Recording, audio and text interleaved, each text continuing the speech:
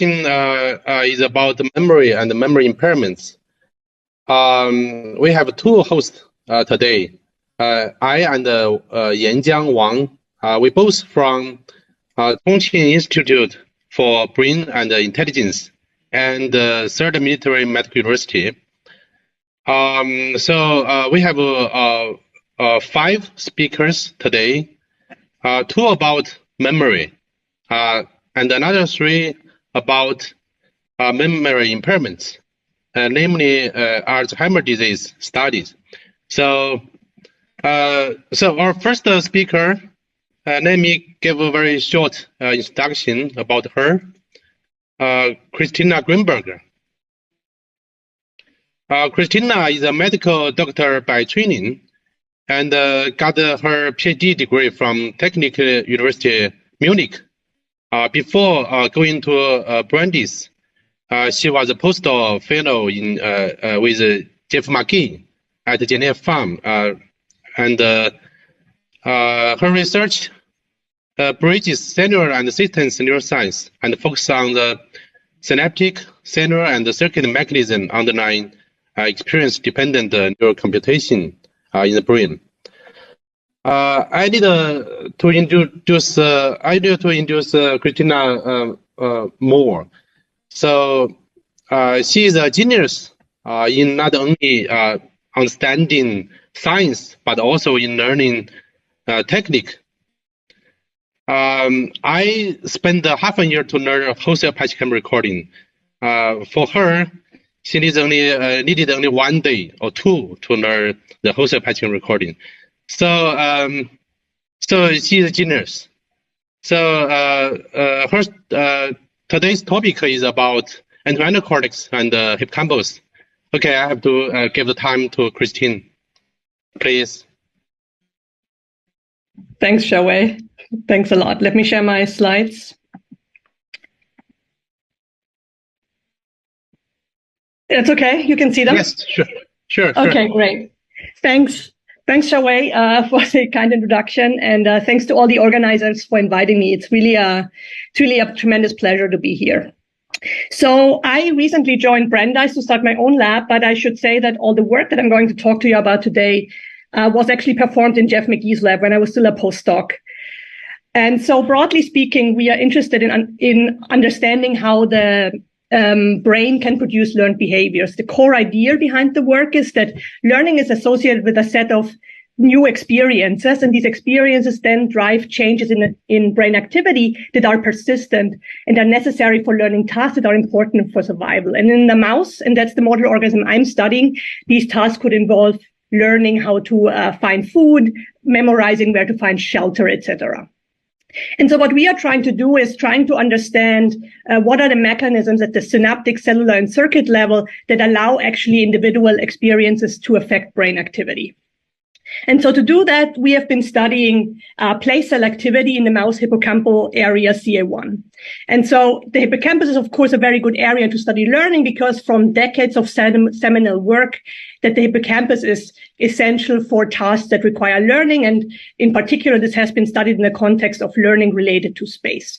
And so briefly, I just want to introduce place cell activity. So what are place cells? So place cells were discovered about 50 years ago by John O'Keefe and colleagues, and these are neurons, such as this one that I'm showing here on the left. These are neurons that fire action potentials, specifically when the animal is in a particular location of its environment.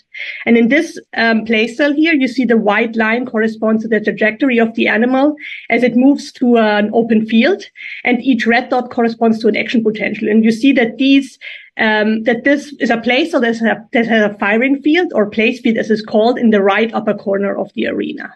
Now, in any given environment, about 25 to 50% of CA1 cells are such place cells.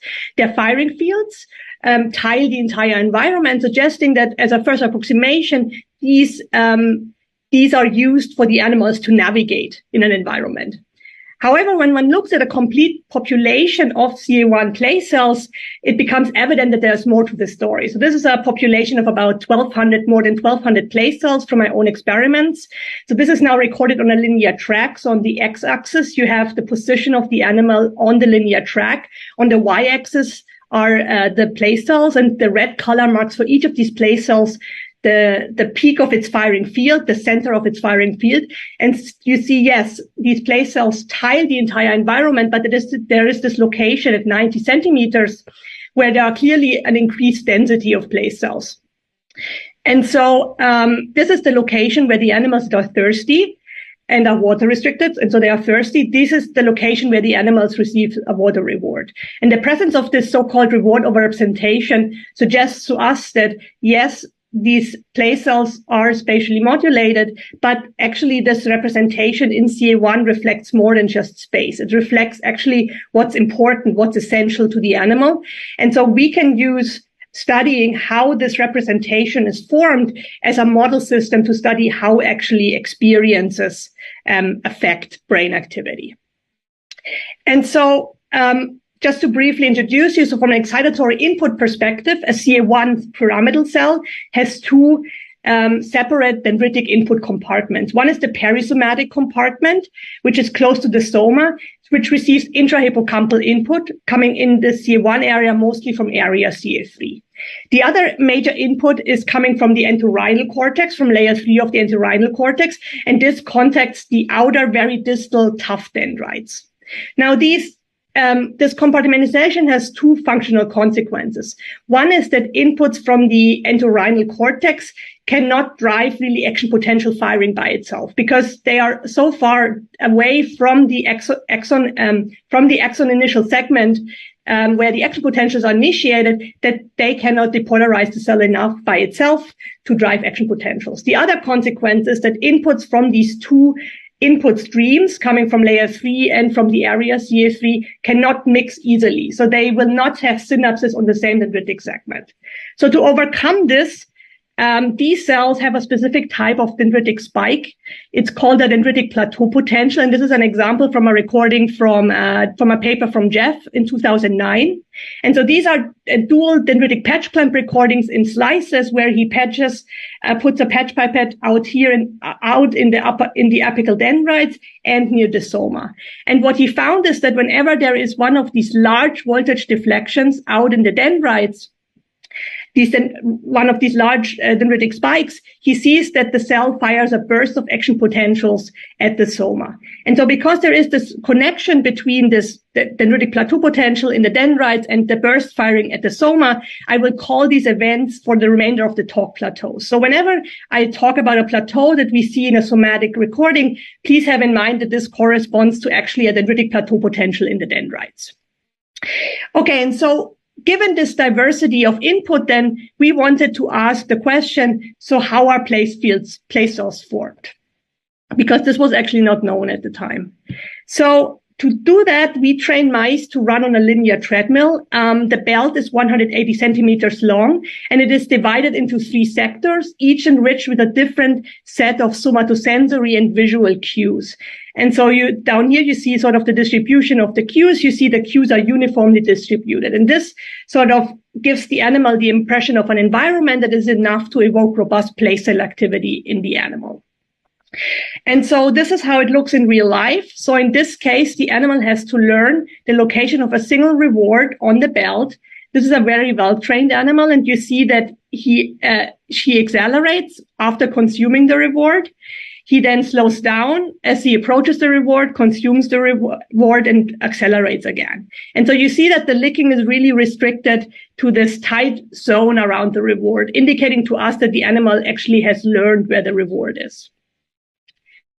Okay, so combining this task then with one of the techniques we used in the lab are in vivo whole cell recordings. So, and we choose to do whole cell recordings because this is to date the only technique that allows us to really relate the synaptic input of a cell to the action potential output. And so this is how it looks like. So this is one lab of one of my place cell recordings. And by one lab, I mean one complete revolution of the belt.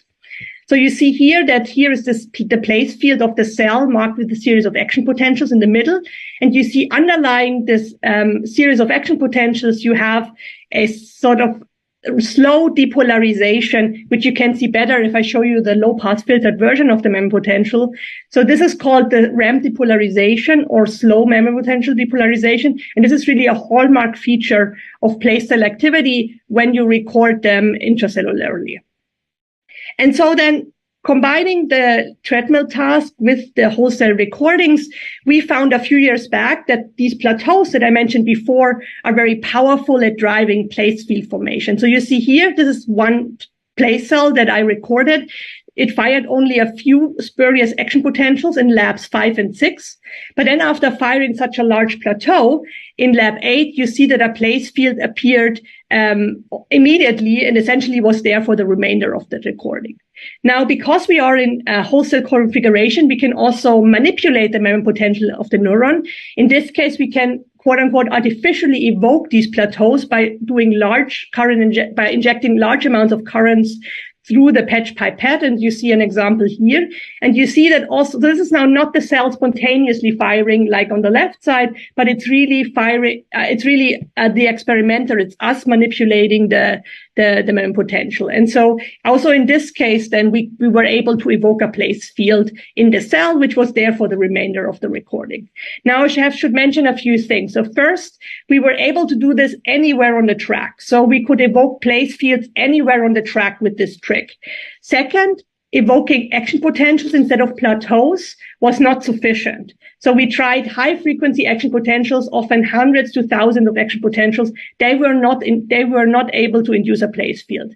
And lastly, through a series of analyses and other experimental evidence, we concluded that sort of this manipulation was actually associated with synaptic plasticity, with a change in these excitatory synaptic weights in the cell.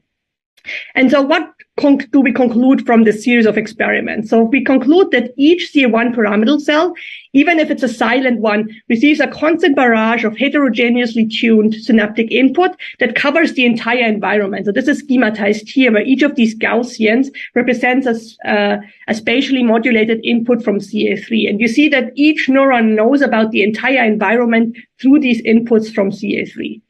Then if a plateau happens, place field appears in the cell because the neuron starts to respond to a specific subset of excitatory synaptic inputs that have undergone potentiation and are therefore have increased synaptic weights. Now, this was, of course, quite exciting to us. And so we wanted to explore this a little further. And so to illustrate what is different about this plasticity compared to the standard plasticity that is up to now known, which is called spike timing dependent plasticity, or STDP, I want to go back to the data. So this is one lab from one of my place cell recordings where a plateau happened, and in the next lab, a place field appeared. And so this yellow tick mark up here corresponds to this yellow tick mark down here, and it corresponds essentially to the location on the track where the place field starts. Because you see here, this is where this ramp depolarization that I mentioned before begins. And so I want to point out three features of this plateau-driven plasticity that has been discovered. So first, it's a one-trial learning rule, meaning only a single plateau is sufficient to drive plasticity. Two, it works on the time scale of seconds. So you see here, this down here are seconds.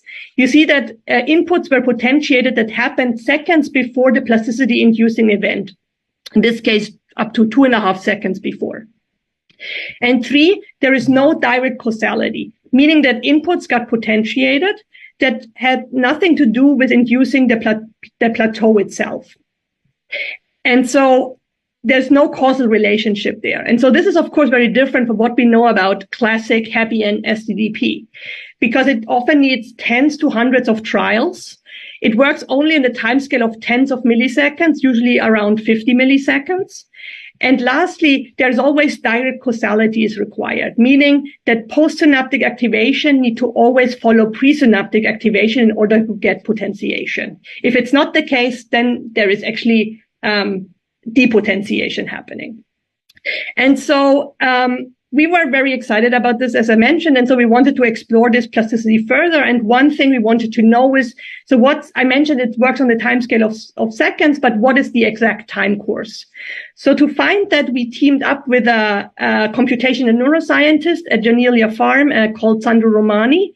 And we took our in vivo data about the ramp dimensions and convolved it with the data about and convolved it with the data, or with what we know about how CA3 inputs are constructed.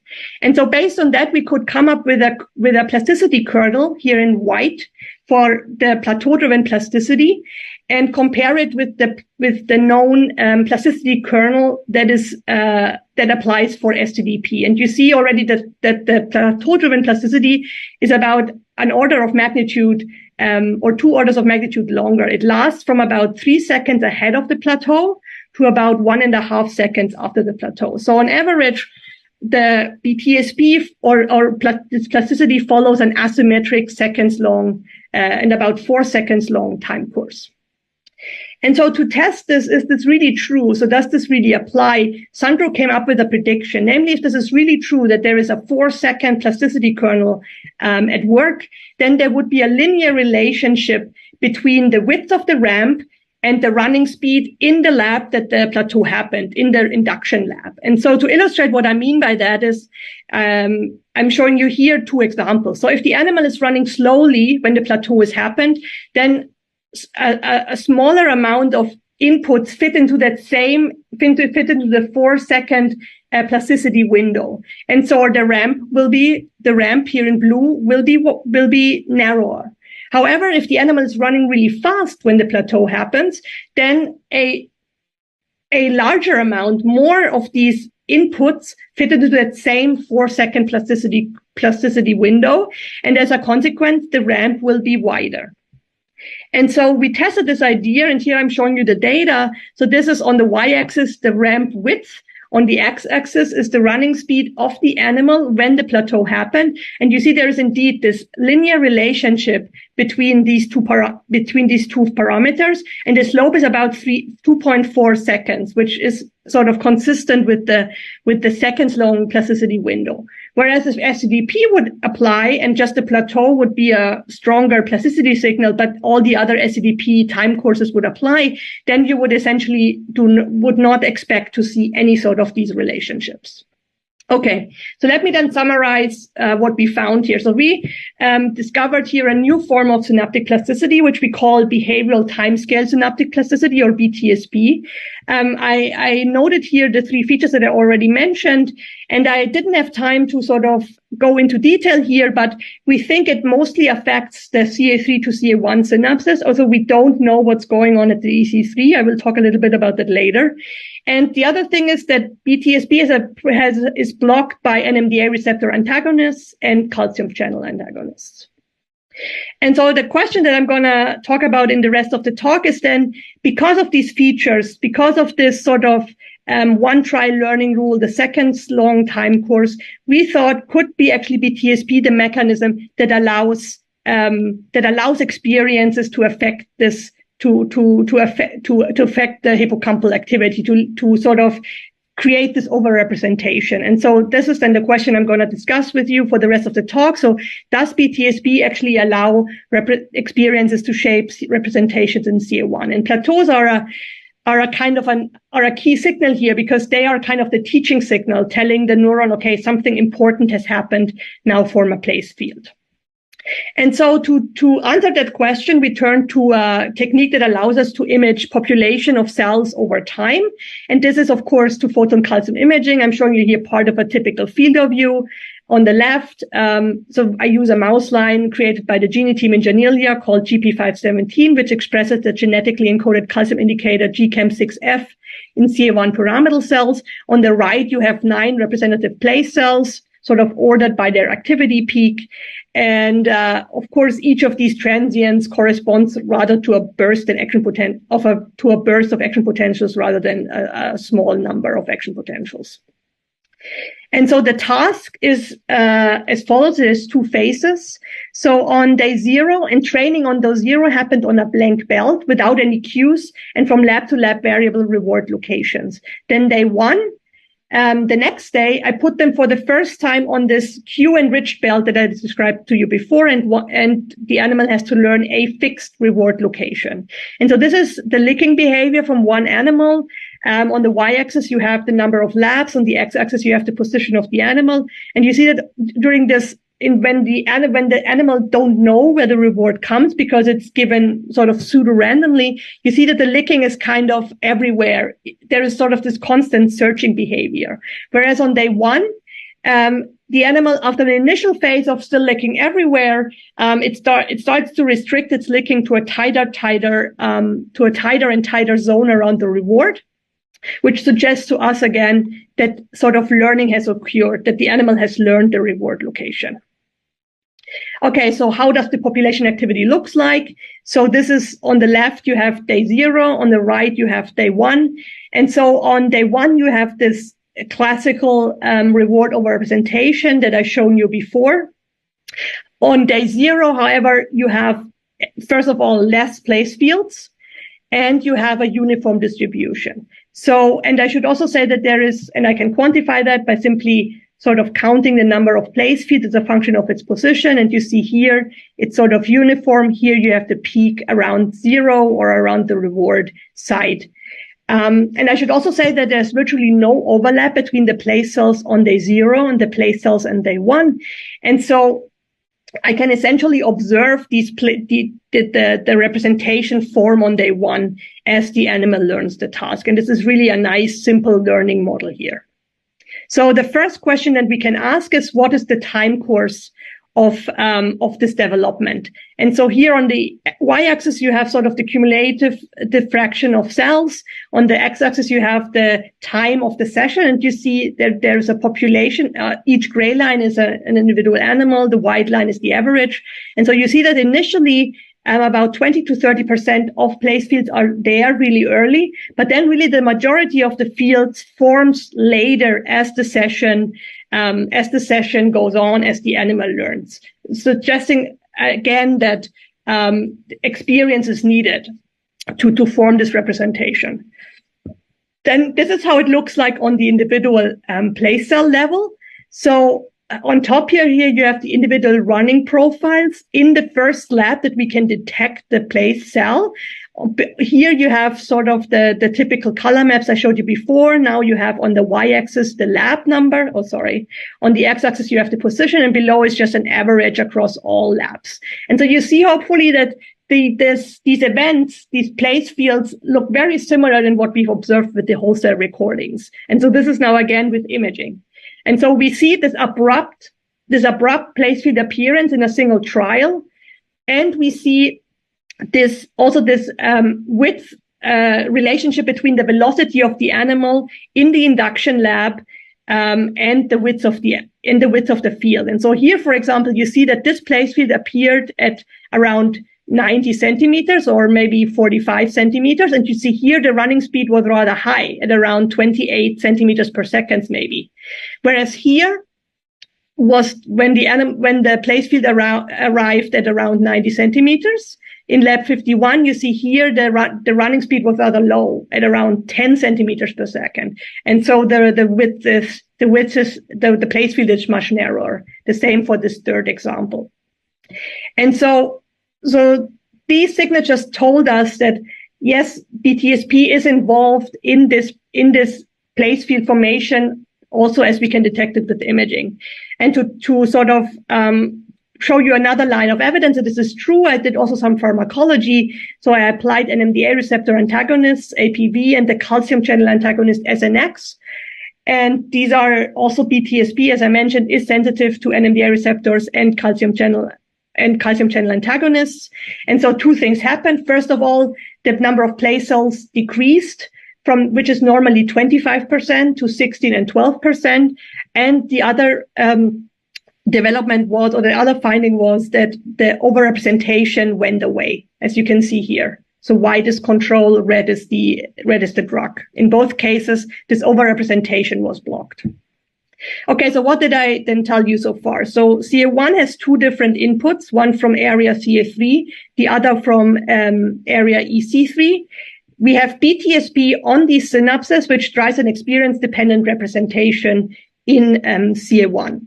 So then the last question that I'm going to ask is, so why is that the case? Why are there more plateaus around the reward? Because we have more plateaus, we have more place field formation around the reward. So the conclusion would be, okay, there needs to be more plateaus happening there. And so the candidate mechanism is, of course, EC3, because we know from previous in vitro and in vivo work that if we block EC3, then really plateau potential probability goes down. And so I wanted to test this also in our learning task. And so the first thing I did is I optogenetically silenced these EC3 inputs. And this then indeed caused the decrease in the overrepresentation and the decrease in place cell formation.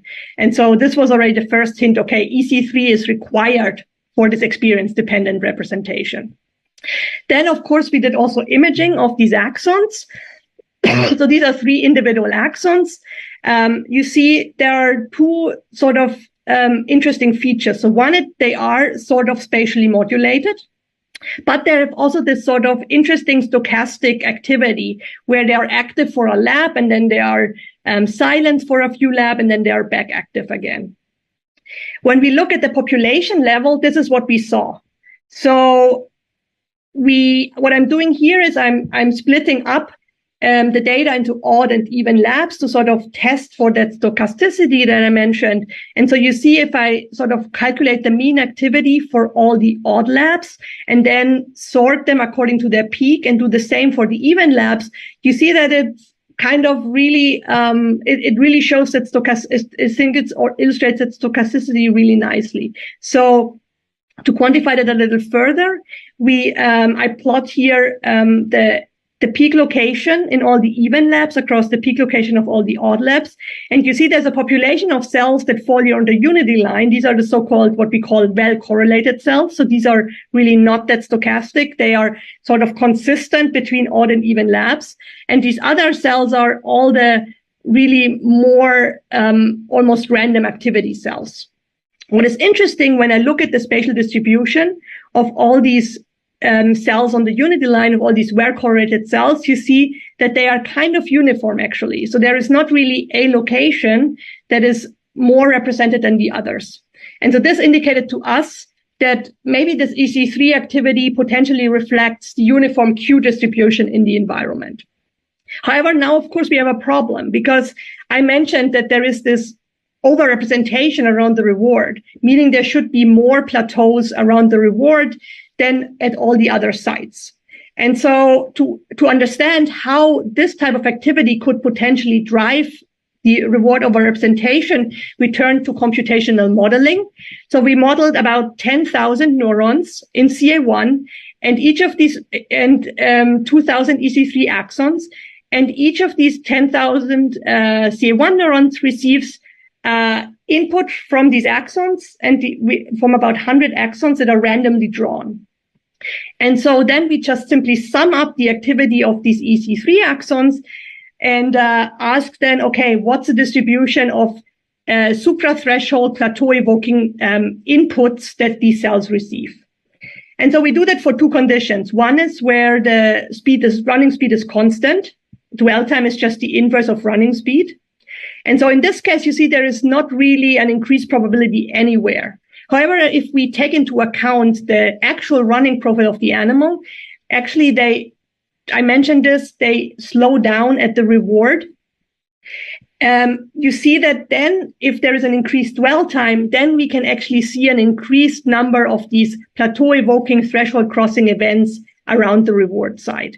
And so what we concluded then from this work is that yes, EC3 activity can drive plateaus and plasticity. This is consistent with what we call an instructive signal. And actually, this instructive signal has 2 components. One is the spatially uniform EC3 activity, and the other one is the non-uniform running behavior. And taken together, these 2 components then shape the instructive signal. So we wanted to understand a little bit more about what these EC3 activity actually represents. And so I mentioned that we think this uniform EC3 activity might reflect the uniform Q distribution. And so to test this idea, I turned actually to a second environment, which we call now environment B. And so this has only two cues in it. So one is a visual stimulus. The other one is the reward. And the visual stimulus is always 50 centimeters ahead of the reward. So how does the axon activity looks then in this environment? And so I showed you this analysis before. The bottom line is that this activity has a very different distribution. It actually now has a peak around the visual stimulus and not so much around the reward. Also, there's a little bit of increased activity also there compared to the baseline. So when we put this activity pattern now into the model, the prediction is that there should be now actually an overrepresentation of the light Q in the CA1 population activity. And so I went back to the experiments and I tested this. And so this is the result. So you see here on the left is the population activity, the color maps that I showed you before. On the right, you have the analysis. In white, you have the old environment B with the reward overrepresentation. The white line is the reward. The blue line is the visual stimulus. And the red is the environment B distribution. And you see here that we actually see now, as expected, as predicted, based on this EC3 activity, overrepresentation of the light. Now, the last point is, what is this instructive signal? So is it an arrow signal like in the cerebellum, the cerebellar climbing fiber input, which decreases as the representation in CA1 forms? Or is it a target which stays kind of stable and sort of provides a stable target pattern that CA1 has to match? And so to understand this, I want to just show you a very simple analysis where we compare CA1 population activity in the first 10 labs and in labs 51 to 60. So this is just an average activity in these cells, in these labs. And then this is CA1, and in blue now you have EC, population activity. And you see two things. So one is that CA1 activity seems to adapt to EC3, and that EC3 activity actually stays quite stable across time.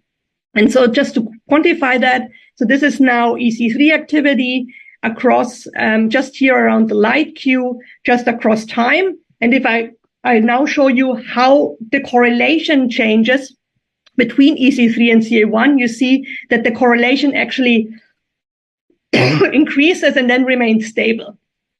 And so what actually EC3 provides here is really a target pattern. It does not decrease as the CA1 population activity forms. No, it stays stable.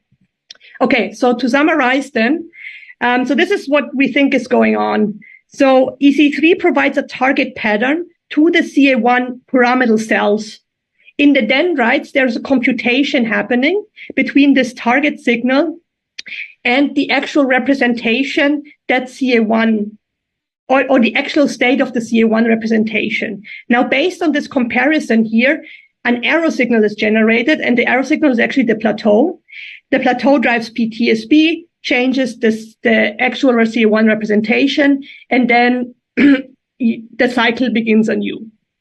And so basically all these features are very well known. The only thing that is unknown, and that's why I put a question mark here, is what is this feedback signal? And we have really, and this is something that's currently under active investigation. With that, just let me thank all the people involved. So, of course, Jeff McGee, my supervisor and postdoctoral mentor, people from the lab. We had great discussion from Nelson Spruceton's group, and I now have my own lab at Brandeis, as I mentioned. And thank you for your attention. Very great talk. Great talk. Christian, do you have any? So, actually, I have a question, Christina. Sure. So this 4-second lung plasticity, how could be this such lung plasticity generated? Is synaptically or both intrinsically? Yeah. So yeah. So we don't know exactly. So we have a model that has not been tested yet, but essentially the idea is that there is in each synapse that receives synaptic input, there is right calcium influx through NMDA receptors, and this then kicks off some sort of biochemical signal. For example, ChemK2 or something like this, that then actually has a really long time course. So ChemK2 activation has about a 2 second long active decay time. So it is active for a long time. And so in each synapse, then there is an overlap between this biochemical signal that is synapse specific and the calcium signal that is driven by the plateau potential, by the calcium spike, right? So I showed and other people showed that with the plateau, you have this large calcium influx everywhere in the cell.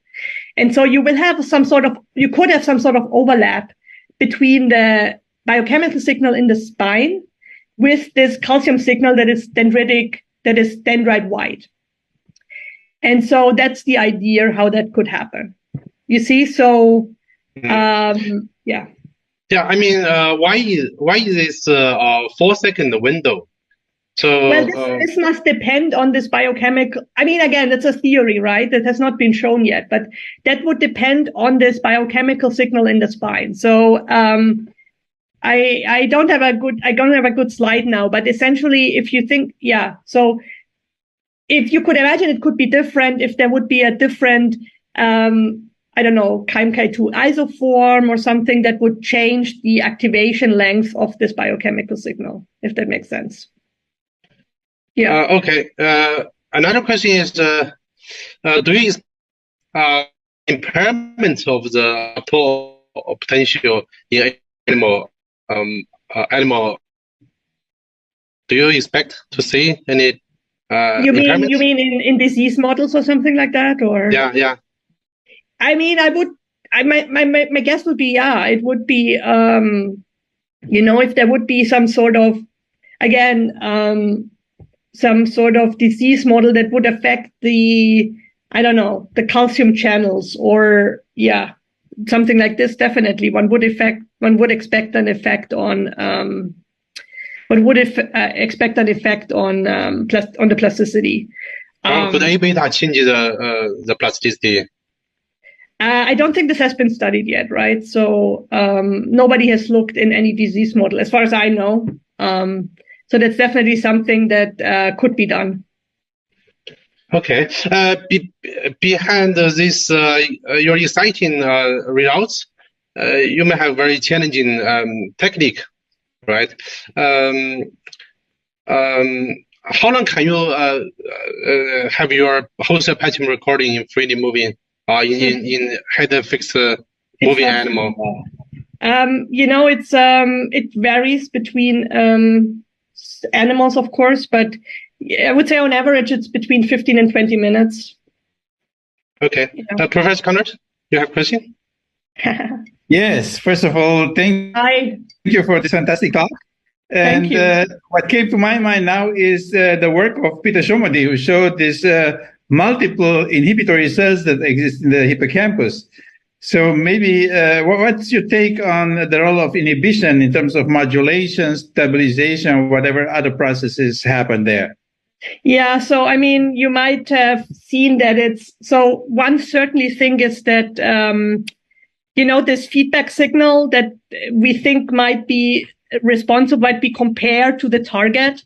This could be definitely some sort of inhibitory signal. There is this dedicated population of inhibitory interneurons, the Oriens lacunoso-moleculare interneurons. These are explicitly receiving feedback from CA1 pyramidal cells and then target the tough dendrites. So this is this was certainly be the first candidate mechanism. Now, the rub is a little bit that,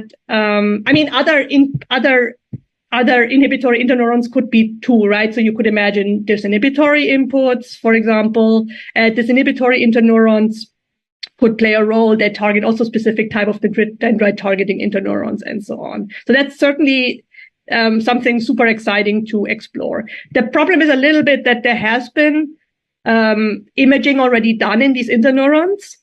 but never really during the learning process. So always sort of in really familiar environments.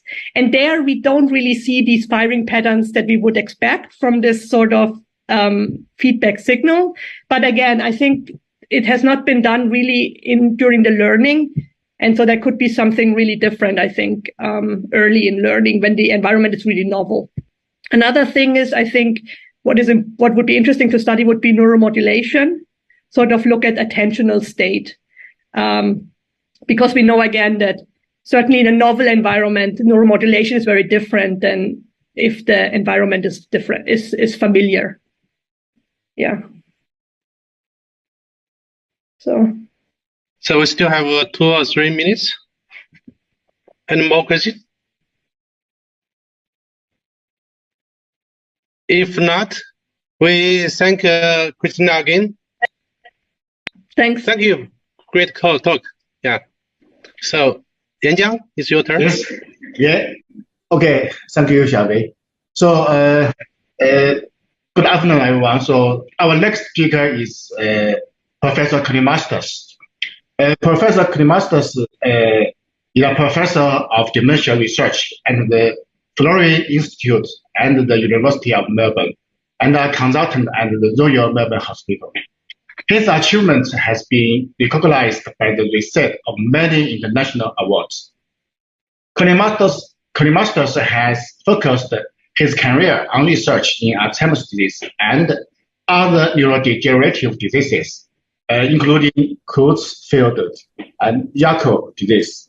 His work over the last 40 years is widely acknowledged as having had a major influence on Alzheimer's disease research worldwide, particularly the collaborative studies conducted with Konnerth, Beijing, in which they discovered the proteolytic neuronal origin of the amyloid protein, which causes Alzheimer's disease. This work has led to the continued development of diagnostics and therapeutic strategies. More recently, he focused has been on describing the natural history of Alzheimer's disease and the necessary preparatory step for disease-modifying therapies.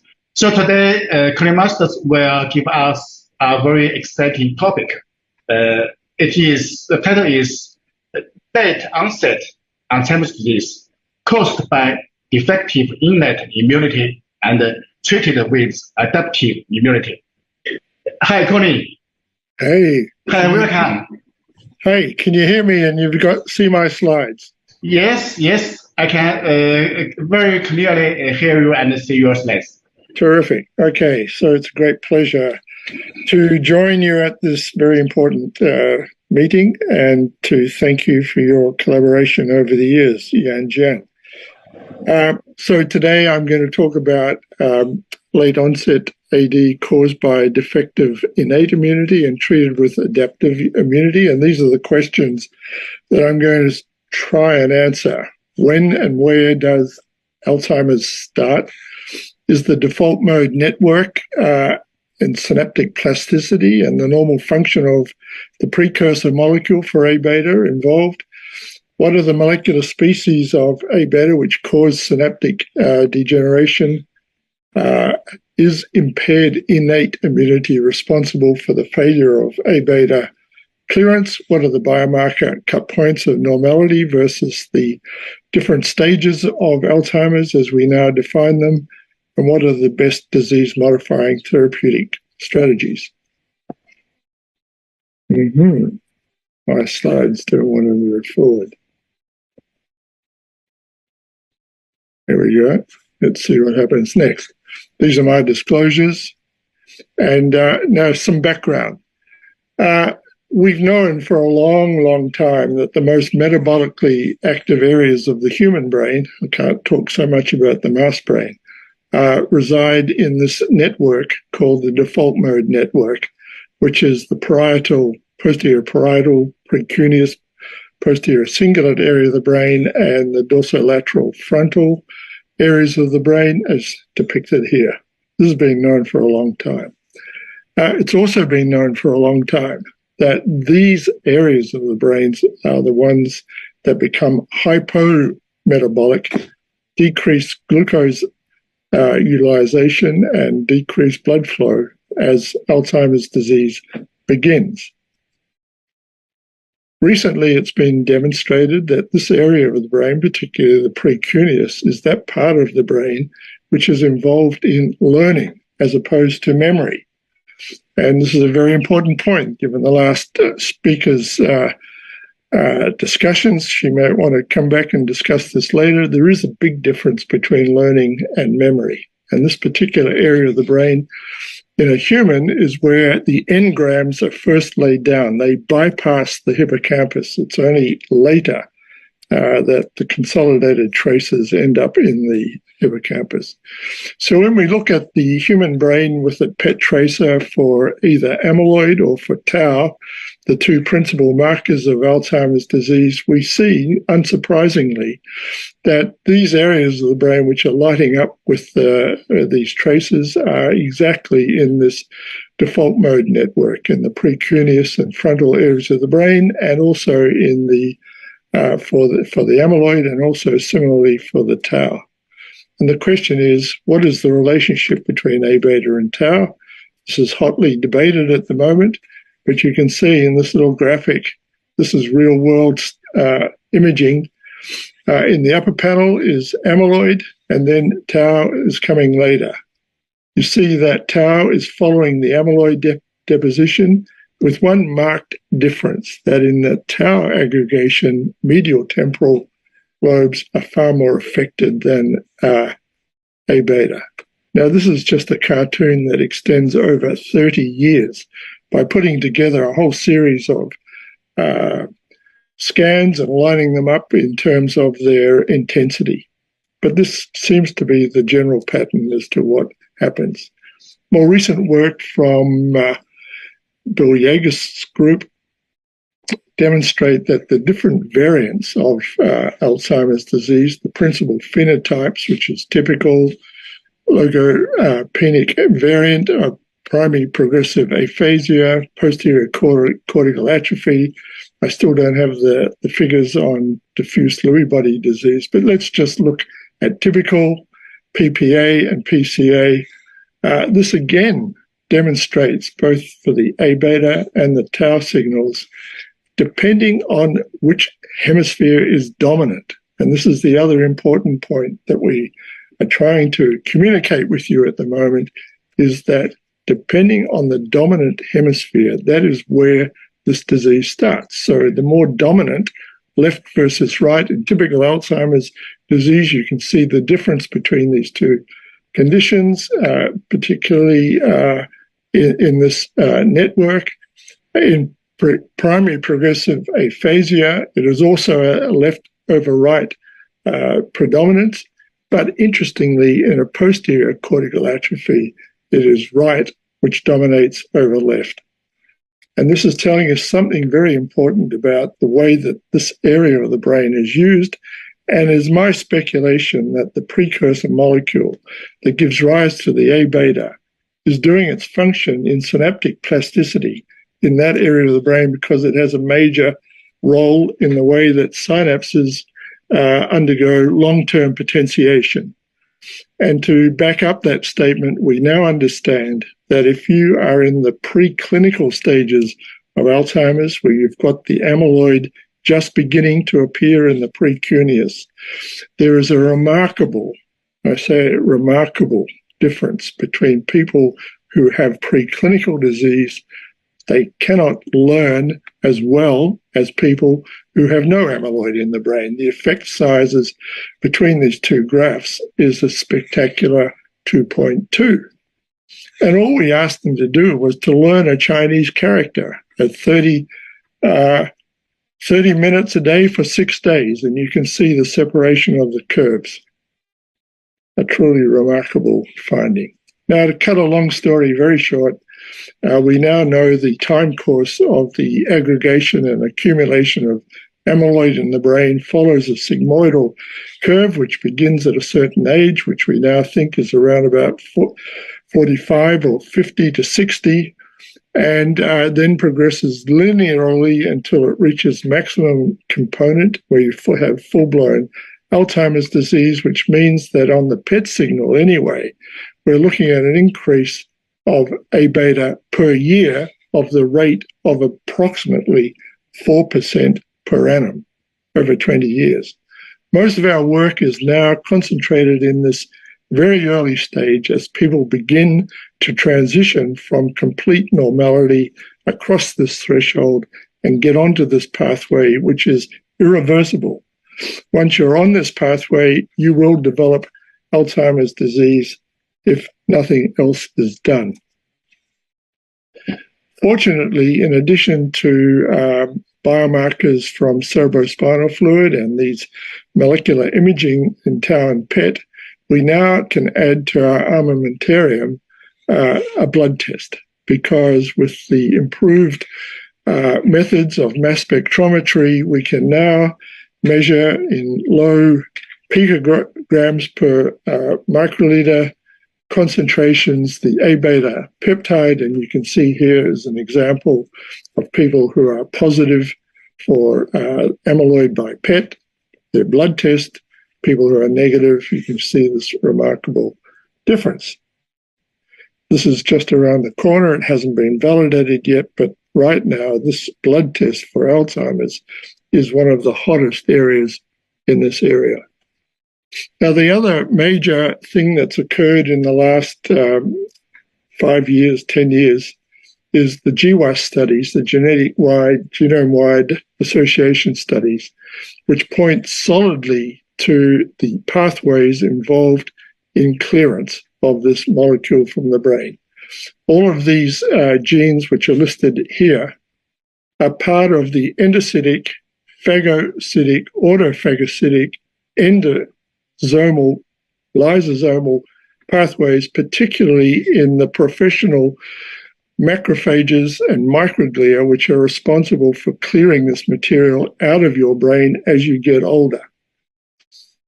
The failure of clearance by an order of magnitude of only 5%, which correlates with the 4 to 5% rate of increase per atom, is probably located in this pathway here. But there are other pathways for getting this material out of your brain, including active blood-brain barrier transport, bulk flow through the CSF, local degradation, and chaperones, including the major risk factor for late-onset Alzheimer's disease, which is apolipoprotein E. Now, I want to spend most of my time, the remainder of my talk, concentrating on the revolution which is going on at the moment, which is developing disease-modifying therapies for this disorder. When you look at the pathways involved in the way that A beta is born, its biogenesis, it is through a process of transmembrane proteolysis in the middle of the transmembrane domain by a gamma secretase, which releases this part of a cell surface glycoprotein, this is the beta secretase site, to release this small peptide of only 40 to 42 amino acids in length called A beta. And it's the aggregation and the failure to clear this highly aggregating protein from the brain which causes damage. And so the therapeutic strategies are obvious. You either inhibit the gamma secretase, you inhibit the beta secretase, or you develop specific immunotherapies directed at the peptide itself, or you come up with small molecules that can inhibit its aggregation. And of these 4 major different pathways, the ones that are proving most successful at this time are passive immunization directed at the A beta peptide itself. So where you give a peripheral intravenous infusion of a monoclonal antibody directed at this molecule, 1% of it gets into the brain and promotes its clearance. Now, I just want to give you a little bit of history lesson here. My colleague, Konrad Bayreuther, and his postdoc, Ursula Mönning, back in 1990, were the first to demonstrate that the body, your human body, makes autoantibodies to this peptide in CSF, even in normal people. So we know that as this molecule is increasing in your brain, you develop autoantibodies. And my good colleagues in Chongqing demonstrated very carefully that more recently, in 2020, that these autoantibodies have a very peculiar way of developing. This is a cartoon of what the A-beta peptide looks like. It has a alpha helical coil at the C terminus, has a disordered N terminus, and you can see that people with amyloid in their brain have increased amounts of autoantibodies to the N terminus. But as the disease progresses, antibodies directed at the C terminus decrease. And this is because this portion of the molecule, as it assembles into fibrils and amyloid fibrils, becomes less immunodominant, less clear to the surveillance of the adaptive immune system. So what's the big news? This is the news. There are now 4 major companies, each with a different antibody, aducanumab, gantenerumab, lecanemab, and donanemab, that I'm going to talk about today, with antibodies, humanized antibodies, directed at the N-terminus of A-beta, which are showing efficacy in Alzheimer's disease. These antibodies are not all the same. Some of them are directed at, like solanezumab, which I'm not going to talk about today, are directed more at the monomer. The one that I will mention in briefly is gantenerumab from Roche, which is particularly effective at inhibiting the elongation, the addition of monomers to the growing fibril. And then there are others, such as aducanumab, which are inhibiting secondary nucleation from the edges of the fibrils. So even though these antibodies are behaving very similarly, they're not all quite the same. Now, the field was revolutionized in 2016 when on the cover of Nature we saw these PET images. This is aducanumab with a PET tracer called florbetapir after a clinical trial lasting 1 year. And you can see that individuals who received a placebo compared to individuals who had increasing doses of this antibody, these people here showed a dose-related clearance of A-beta from the brain, at least based on the PET signal. Not only subsequently did we understand that this was a very effective way of decreasing the amyloid load as judged by PET, it also clearly caused a drop in the tau signal in the brain. Here, for example, is people on aducanumab baseline follow-up. You can see a tau scan showing here accumulation at baseline in the medial temporal, and after 12 months, signal diminishing. This is truly remarkable, and it proves beyond any reasonable doubt that A-beta is driving the tau signal, and this is a very major point to make. But there's more to it. Let's look at some of the more recent data. Aducanumab also drives the plasma phosphorylated tau at phosphoepitope 181 down. You can see here from 2 different clinical trials, the placebos, the phospho-tau epitope in plasma goes up, and in people on the drug or compound, the biologic, it goes down. When you look at the exposure of the individuals to the amount of biologic that they got, you can see that there's a relationship between exposure and the change from baseline in the PET signal. And you can see that more clearly here, where a number of different trials are all titrated and put onto a graph in which the amount of cognitive slowing is related to the amount of amyloid removed on a PET scan. As a result of this, the FDA gave approval for the marketing of Aduhelm, this is aducanumab, in June of 2021. Unfortunately, the payers, that's the CMS in the United States, even though the FDA approved the use of this biologic, the payers thought that the effect size was not strong enough and they refused to reimburse subjects who went on to the drug. So this essentially meant that this particular therapeutic strategy was put on ice by Biogen because they had a better way forward. So the current state of play as of June 2022, there was a highly significant relationship of the lowering of A-beta on a PET signal with slowing of cognitive decline in the order of 30% slowing of cognitive decline. The sample size was calculated to have a 90% power to detect a difference of 0.5 in a CDR sum of boxes, which represented effectively a 25% slowing in cognitive change. And the observed ratio when the two trials were put together was exactly 0.39 of the effect, which was exactly 25% of 1.6.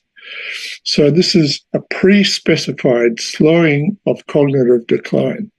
However, the critics were very unhappy with the FDA's approval of this. They were hoping for a 1 or 2, which represents a 62 or even 125% slowing of cognitive decline. The FDA took the view that this was a totally unrealistic expectation for the first drug in class in 2 decades. And I've mentioned the clear evidence of driving down the PET tau and the phospho-tau. All right, so let's just mention a few other of the contending monoclonal antibodies. Gantenerumab from Roche. This is another different antibody, which I indicated to you before, has a slightly different mode of action, very effective at reducing the PET signal. And this is a molecule, a biologic that Roche have been working on now for 20 years. And at the Alzheimer's meeting in San Diego last week, where I was, Roche presented the most recent up-to-date survey of their 20-year experience with this monoclonal. And it was very convincing. But the icing on the cake will be the readout of their phase 3 study, which is coming before the end of this year. So I'm just going to show you some preliminary or some data which has been published because this is the data that we have also been associated with. This is looking at this monoclonal in the dominantly inherited autosomal network trials unit, DIAN-TU. You can see that subjects who were given this antibody showed a clear difference in the A-beta 40-42 ratio, a clear difference in total tau, a clear difference in the nonspecific neurofilament light, and a clear difference in the phospho-tau epitope after 1 to 2 years to 3 years on treatment. Now, this drug compound was given late, relatively late in the course of the autosomal dominantly inherited cases. It did not have a cognitive effect, but it had quite a very significant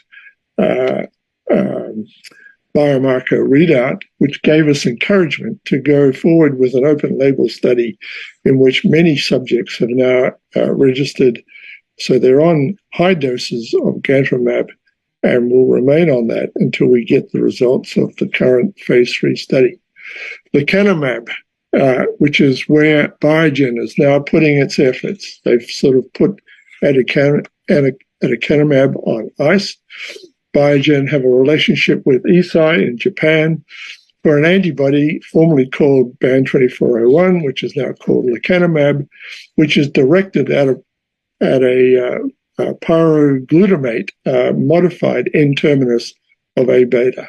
and it's very effective as well. And it has particularly a very low incidence of side effects, the so-called ARIA-E, the edema, which is associated with this class of agents. So I just want to show you what I think are very exciting results using a mass spectrometric analysis of A-beta 42/40 ratio and a p-tau ratio. On the left side here is plasma A-beta. You can see that in placebos, it didn't change when they were on a double blind. As they went on to drug, the ratio of 42/40 improved, came back towards normal. They went on to a gap period where they didn't receive treatment. The people who were on in the gap, who were up here, you can see the decrease down to this point here. People on placebo went down a little bit more. Then everyone went on to open label. And you can see a dramatic change in the placebos who went back up, and the people who were on drug previously also recovered. Equally important, plasma tau, p-tau 181. You can see the placebos here tricking along, and then suddenly everyone goes on to open label. It goes right down. The people on the double-blind study goes down, stays down, and goes down even further when they go on to open label. So that was donanemab. Sorry, that was lecanemab. I think I've confused you here. Let me just go back and unconfuse you.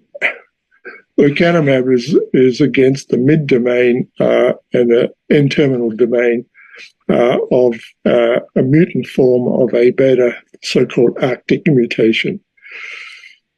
Now, to confuse you even more, this is donanemab from Lilly, which is directed at the pyroglutamate N-terminal modification of A-beta, a similarly very effective lowering of A-beta load, which I'll show you the pictures of in a moment. Very dramatic lowering within 6 months of going on treatment. This is a model of what happens in this group of individuals who've received therapy. They start off with a centiloid value on the PET sitting up here around 100. Within 24 weeks, their mean centiloid is dropping below baseline. This is below, everyone thinks that the negative positive biomarker in a PET sits around 20 centiloids. This is clearly wrong because this biologic is driving, on average, the signal down to close to zero, which we, by definition, have called the value for young, normal, healthy adults. And more interestingly, this is the rapid change in PET signal quantified. You can see it here, but here's the change in plasma p-tau. And this is a different p-tau epitope, but it behaves very similarly. So you can see that within 24 weeks, this is very marked and convincing drop in the p-tau plasma signals. So this is pulling it all together now. This is where the field is at right now. You can see that aducanumab, donanemab, lecanemab are all plotted over time against the centiloid reductions. You can see they're all behaving very similarly. This one, lecanemab, is driving it down below the baseline. And this is the summary of all the clinical trials that have been done so far. And you can see a very clear relationship between the difference from placebo on CDR at the end of the study compared to the change in the PET signal. It is these data that gave the FDA sufficient confidence to give aducanumab approval, accelerated approval. This is the data. All right, we haven't got time to go through this. I just want to mention a few more therapeutic strategies because lowering with passive immunization is not the only way. We now know that the beta secretase site is a very valid target. We know that people who carry mutations in this site, and they have on average a 30% inhibition of the beta secretase signal, are spared from Alzheimer's disease. This is a naturally occurring polymorphism which is prevalent in Iceland, and if you carry this variant, you do not get Alzheimer's disease. There are a whole series of small compounds, very potent compounds, developed by all the big pharma, which inhibit the base enzyme. This is the beta secretase inhibitor, but they were all used too late at too high a dose with major side effects. And that applies not only to the base inhibitors, but also to the gamma inhibitors. Just to give you some examples, though, this is the Merck base inhibitor. It was very effective at driving down the PET signal, and it drove down, as you can see here, in a dose-related phenomenon. However, there were significant side effects, and I believe that these were on-target inhibition of the normal function of APP.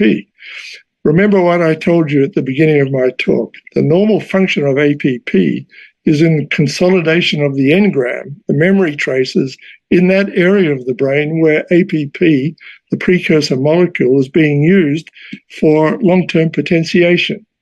If you inhibit that normal function of APP with a very powerful base inhibitor, of course you run into cognitive side effects. So the trick now is to find the right dose and to resurrect these small molecules to use as adjunctive therapies for Alzheimer's disease. They're also very effective at driving down the p-tau signal. All right, so the new way of getting at Alzheimer's disease is all around going earlier and earlier into prevention studies. We're now in an era right now where we are targeting people in the preclinical stages of Alzheimer's disease. These are individuals even younger than 65, maybe in their 50s, who have evidence of amyloid accumulation on PET or on CSF or even on blood. We will take people at risk of preclinical disease and begin them in clinical trials being run by the big pharma to see if we can delay the onset of cognitive impairment in this group. These trials are now underway. All right, so I want to summarize what the future might look like. I think from a therapeutic point of view, we are going to be looking forward to populations who are in prodromal clinical disease receiving a combination therapeutic strategy where you might take an antibody to lower the signal down to baseline and then take a low dose of inhibitor as a maintenance therapy to keep the A-beta level down.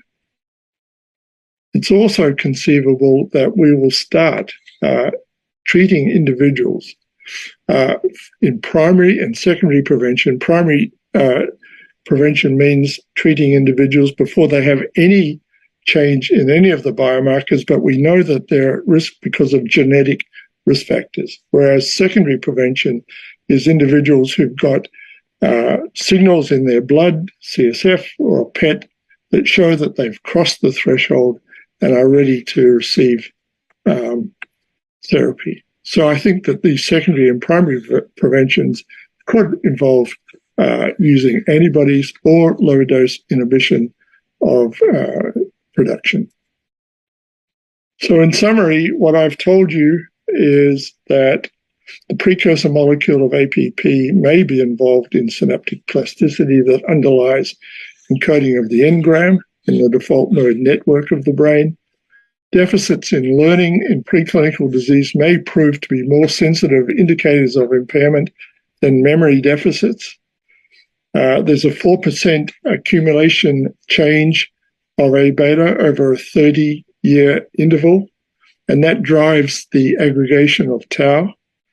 And there is an impaired clearance of A-beta which is of the order of magnitude of only 5% over the normal production rate, and that this is probably due to a failure of microglial or even glial innate immunity, which is the normal pathway for getting this rubbish out of your brain as you get older. As you get older, I think there's a stochastic process where there is DNA mutation, somatic mutations in these pathways of replicating cells like microglia, which cause a 5% failure of its efficacy.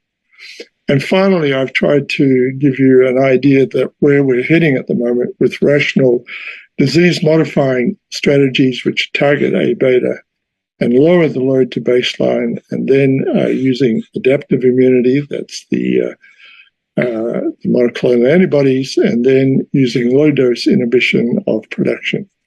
So these are my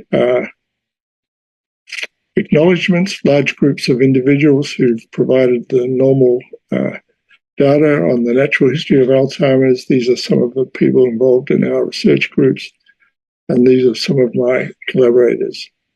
Thank you for your attention.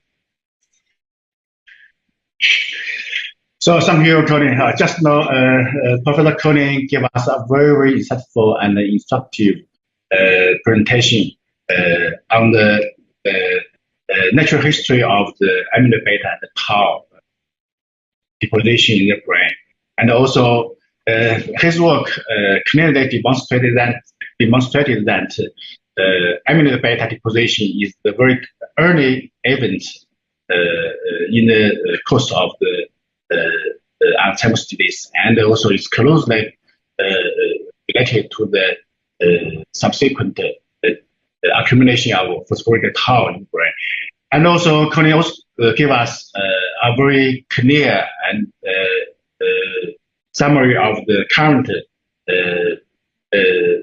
immunotherapies for Alzheimer's disease, and he shows us that many antibodies to amyloid beta can clearly and effectively remove amyloid beta from the brain, and also can bring the benefit effect on the cognitive impairment, and also on the biomarkers of the neurodegeneration, such as the tau, phosphorylated tau levels. So now we can have some time to ask some questions to Professor Colin. Any questions from Xiaowei or? Well, so firstly, I have a question for you, Professor Colin. So in your at the beginning of your talk, you showed us that in ABLE study, the amyloid beta deposition and is correlated with the tau, phosphorylated tau accumulation in the brain. So I found that their deposition sites are overlapped with each other.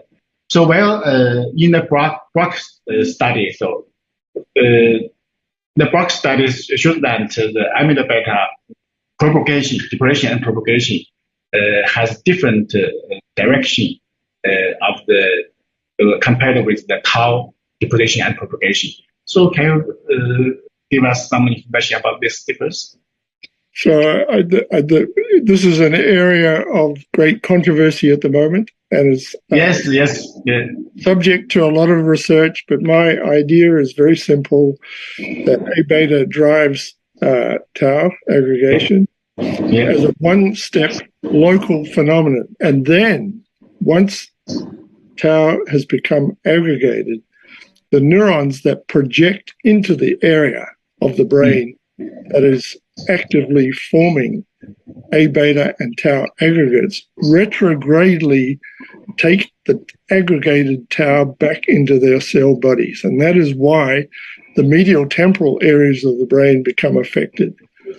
Brack is a neurohistologist and did not look at the disease from a kinetic temporal point of view. He was looking at end-stage disease in dead brains, which is very difficult to reconstruct the timing and the relationships between A-beta amyloid and neurofibrillary tangles. So I have a view on this, which we have some evidence for, but there are many groups with different opinions in this area. So I believe in a two-step process where there is local interaction followed by remote interactions. Yeah, thank you. So I have another question. Could you please tell us why the Alzheimer's disease begins from the entorhinal cortex and the hippocampus? I was trying to make the case that it starts in the default mode network, particularly in the precuneus. That's where it starts, because that is the most metabolically active area of the brain. And I believe that Arthur is going to challenge me on that point. Maybe.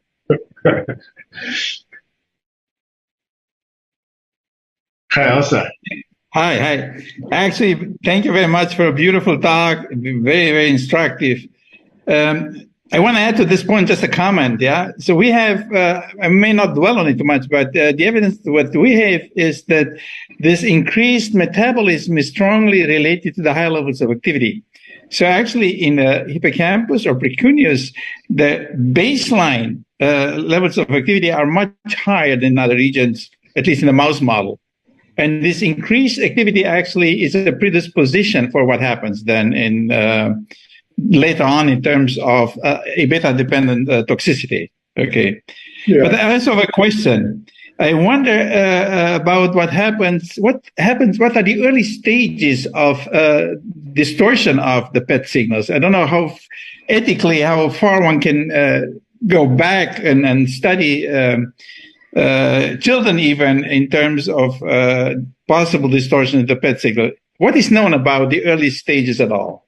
So we know pretty clearly now that if you're not carrying a pathogenic mutation, so that you will live your normal life until you're about 40, 45 years of age, and then we can begin to see the PET signal change. So totally normal. If you're carrying a pathogenic mutation of a gene in this pathway, then we can see the changes occurring when you're 15 or 16 years old. And if you're a Down syndrome person, we can see the beginning changes when you're 20 or thereabouts. But these are the genetic forms of the disease, whereas the sporadic forms don't start until your mid-40s, approximately. Thank you. Okay, so the time is up. So let me give our thanks again to Professor Konnerth for your very excellent presentation. Thank you.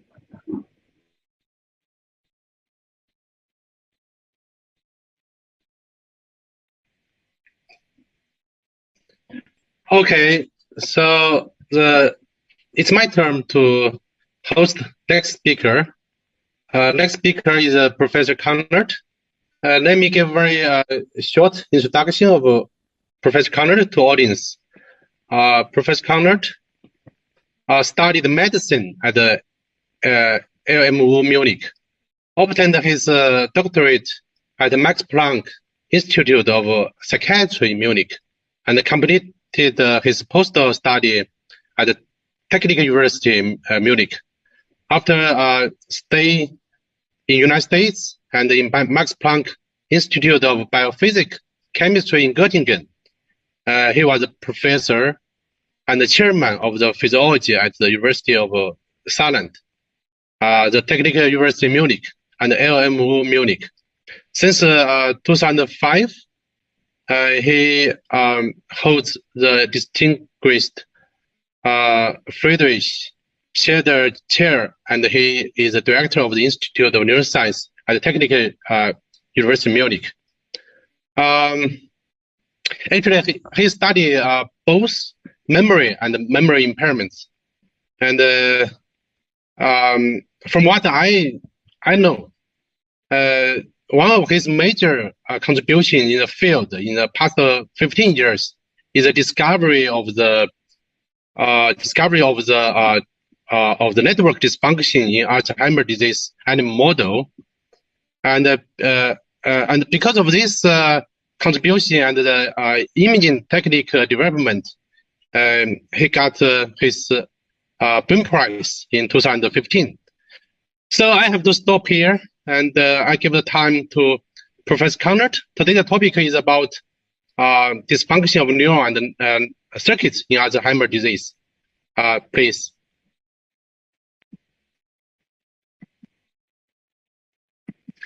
Please share your slide. Yes, very good. So I hope that this can be seen well. Yes, very well. Wonderful. So, Xiaowei, thank you very much for this introduction and for the invitation to participate in this worldwide meeting. So, hello from Europe, early morning here. It's really a privilege to be able to give my presentation after such a fantastic talk that generalizes everything. So my background is actually in cellular physiology and cellular biophysics, and we entered the field of Alzheimer's disease relatively late.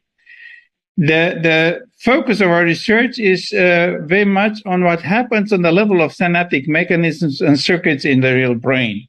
And this type of studies typically are done in brain slices and in animal models. There's no way of actually doing this type of studies in human tissues at the moment. So, and even in the mouse brain, these studies were difficult because the classical models that are used, namely brain slices, don't work well with the aged tissue. Everyone who worked with this type of tissue knows that if you are with tissue that is from animals that are older than 2-3 weeks, things are really not so good. And if you want to study the generative tissue in a traumatized tissue from the slicing, it's even worse. So, the real breakthrough for us came when we developed a method that allowed us to study the function of big groups of neurons in the brain of mice by using calcium imaging. So there was the whole thing started more than 20 years ago in the lab, and many people contributed, including also Christina Grienberger, who was the first speaker in the session. So the point of the whole method is that calcium transients that are recorded by using fluorescent imaging in the cell bodies of neurons, in vivo in this case, reflect linearly the number of action potentials fired in the cell. So that's an experiment here in which we combine 2-photon imaging and cell test recordings. And as you can see in the first approximation, there's a linear relation between the number of action potentials and the amplitude of the calcium transients. And we use these calcium transients to get this readout of network activity. Now, the first question, a very naive question that we asked, being convinced by Christian Haas that we should join this effort on understanding the base of Alzheimer's disease, was to ask the question, is there anything changed in terms of functions of neurons that surround the plaque in mice? So basically what we take is take mouse mutants with mutated amyloid precursor protein and presenilin and wonder whether the function is changed. And the expectation and intuition based on the literature this time was that what we expected to see was a reduction in function, that was basically the thinking in the field at the time. So we have seen the slides in another slide, in another version before. So basically, to be on the same page with everyone who listens, amyloid beta or toxic stuff is generated from the APP through beta secretase, gamma secretase. We heard this before, okay? So what the in vivo technique that we developed allowed us to do is to image in the same experiment neurons, glia cells, and the plaques. We use this mouse model, and at the age of 1.6 months or so in the mouse, we don't see plaques at all. Plaques occur at 5-6 months of age, and at 9 months of age, there are plenty of them present. The type of activity that we study is spontaneous activity in layer 2-3 cortical cells. We label the animal with the fluorescent calcium dyes, and then we can observe the activity. You see these flashes of light. They represent slow wave activity. So all these experiments are done in anesthetized mice because they are the stereotypic model of the slow wave activity reflecting what happens in non-REM sleep.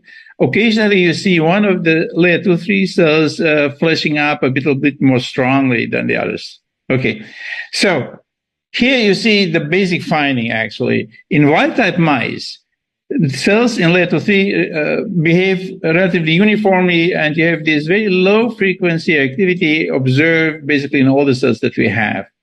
The modification in the mouse models are quite drastic. So we have a larger fraction of cells that are normal, like in the controls. We see indeed also the silent cells that are not active anymore. And the surprising finding was that we found a fraction of cells that were much more active than the normal ones. Okay, so you can see a quantitative comparison here. So we basically go up to more than 20% of cells in the Alzheimer model that are hyperactive. There's also increase in what we call silent cells. And there's a fraction of cells that are not obviously changed. Another finding at the time was that the hyperactive cells had a tendency of being clustered near the plaques. So from this early study, we concluded that instead of the expected generalized dismantling of excitatory transmission, we found a combination of neurosilencing and pronounced hyperactivity. Neurosilencing and hyperactivity are due to an impaired balance between excitation and inhibition. And as shown, we have this preferential localization of hyperactive neurons near plaques. Importantly, clinically and also reassuring was the observation that we had both in mice and later also found in men a tendency of epileptogenesis. And there is evidence from fMRI recordings in humans that in early stages of the disease, there is hyperactivity that is followed in later stage with clinically overt symptoms of a decrease in the fMRI type of recordings reflecting activity. So with the mice, we can do many things, actually. And one of the things that we wondered is how important are plaques actually for generating the hyperactivity. There had been discussions of differences between hippocampus and cortex. So we performed experiments in the hippocampus. And the basic idea was to compare young mice before plaque formation with all the ones here, 6.4 months, that had plenty of plaques. And one interesting question at the time was to ask what comes first, silent or hyperactive neurons. That should be easy to tell. And it turned out already from the very beginning, when we compared wild-type mice and the transgenic mice, as you can directly see, there's a striking difference in terms of the activity. So early stage here, no plaques, yet we have a large fraction of cells that are extremely active. We validated this experiment and also in collaboration with Xiaowei, who did in the same mouse combined recordings of imaging and targeted electrophysiological recordings in single cells to see whether even in the animal model of in the transgenic model there are spurious calcium signals that do not reflect action potential activity. There had been evidence in the literature of a distorted calcium homeostasis, but it turned out that all the calcium signals that we see are clear reflection of calcium signaling, that we have indeed hyperactivity that is reflecting electrical activity and not any other type of calcium signaling there. Now, here you see some quantification of the increased activity and actually even a reduction of what we call silent cells earlier on, which may be reflecting simply biologically reduced levels of activity, not a true pathological silence here. So strong hyperactivity from the very beginning and indicating that perhaps soluble A-beta that is present already at this early stage may have a role. To test for this possibility, we did 2 experiments or more. I'm going to show you 2 experiments here. One of them was to apply synthetic A-beta dimers. And you can reliably induce increased activity in cells. So these are different cells here And by puffing A-beta on hippocampal C1 neurons, we can induce for the time of the application a strong increase in activity that is immediately washed out in this experiment. A second experiment that convinced that it's indeed A-beta producing this activity was an experiment in which we blocked gamma secretase with an antagonist. And if you use this gamma secretase inhibitor, what we find is that this antagonist from Lilly, and if we apply this antagonist with a single shot for 1 day, we restored the activity in the transgenic mice to normal levels. So this is a summary of the experiments. You have here with the increased activity, only this in red here, the untreated animals, right? And the blue, the ones with the vehicle. After treatment, and this is orange trace here, we go back to normal stages. So what you learned from this activity, from this experiment, was that hyperactivity precedes plaque formation and is the first functional alteration in hippocampal C1 neurons in vivo. Neural silence instead is a late event that seems to require the presence of plaques.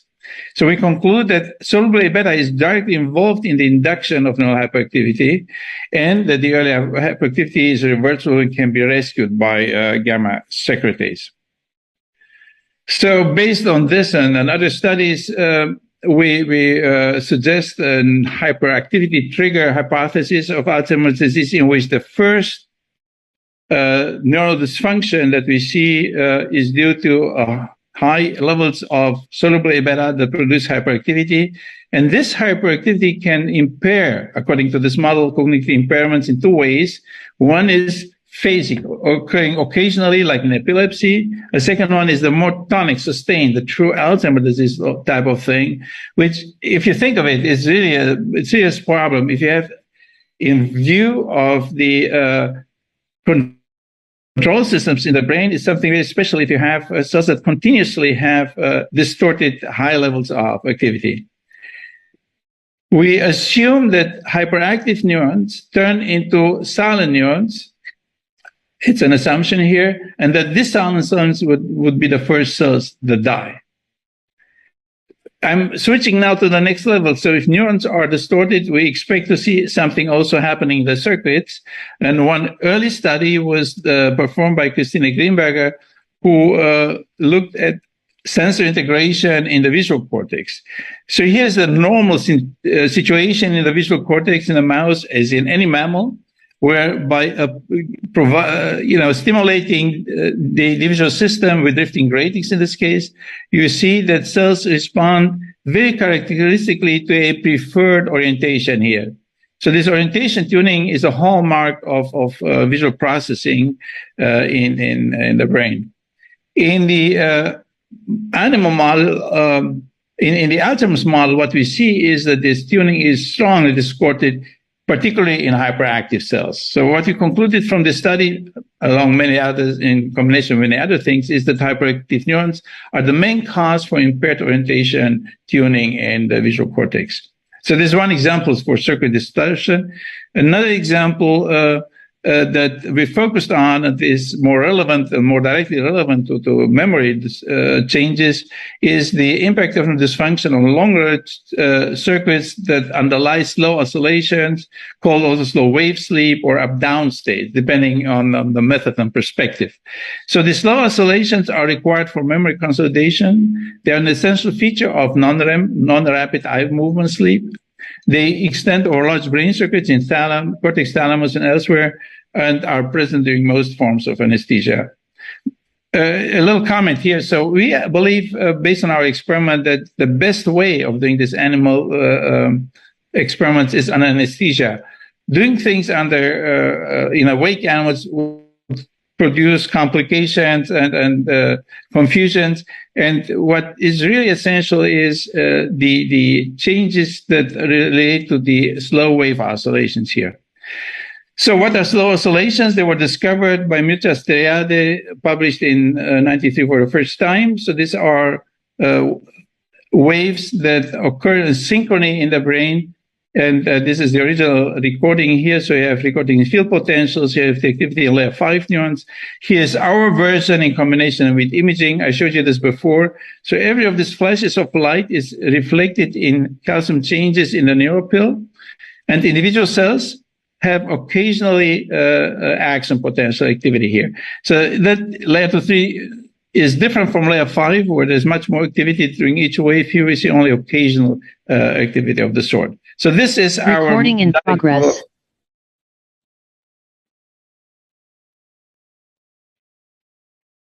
Recording stopped. So there is something going on here. Okay, so we have studied this low wave activity with using calcium signaling, and there are many ways of doing this. The point that I want to make with this one here is that the slow waves can either be spontaneous or be stimulated by sensory stimulation or by optogenetic stimulation. So this artificial way of stimulation allows them to study the waves in more detail. And one relevant property of the slow waves is that they spread from the site of initiation across the entire brain. So we can record, if we do visual stimulation in the back of, induced activity in the back of the brain, in the visual cortex, we observe the propagation of these waves from the visual cortex to the frontal cortex. And this is a phenomenon that is preserved through the entire mammalian system. In humans, exactly the same thing happens.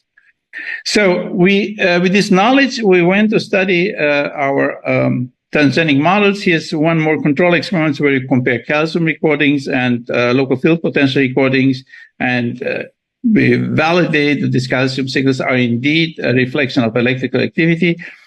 And if we compare now wild type experiments where we see this beautiful superposition of recordings done in black in the visual cortex and in red in the frontal cortex, we have this disruption of the synchrony in the transgenic animals, where there is absolutely no correlation that is clear anymore.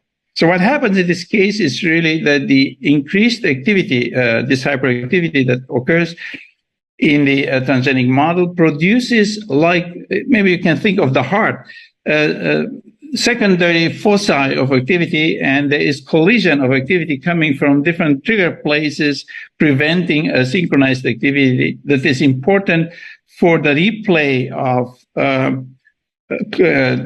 of this slow wave that is so necessary for the consolidations of memory. In the same year as we published the paper, there was another one from the Walker group, and what they found in humans by using PET, EEG, and fMRI is that in relation to the increased A beta load, there is also a reduction in slow wave activity and memory retention. I don't have time for the details, but in principle, on a different level of cellular resolution, they found the same thing in humans, and this was quite reassuring. So what we found in the studies was that there is a severe breakdown of slow wave activity, oscillatory activity. This breakdown may have direct impact on the consolidation of recent memory traces. A beta plays a key role for the impairments of slow wave sleep oscillation by shifting the excitation inhibition balance. And what I did not mention is that the impairments can, at least in mice, be restored by psychoactive route benzodiazepine that reduce neural excitability by enhancing GABAergic inhibition. This is a very tricky experiment that probably would not work in humans, but in mice, it's possible to titrate the levels of benzodiazepines in a controlled way such that without obvious side effects, you really can basically go back to wave activity that is like in wild type animals.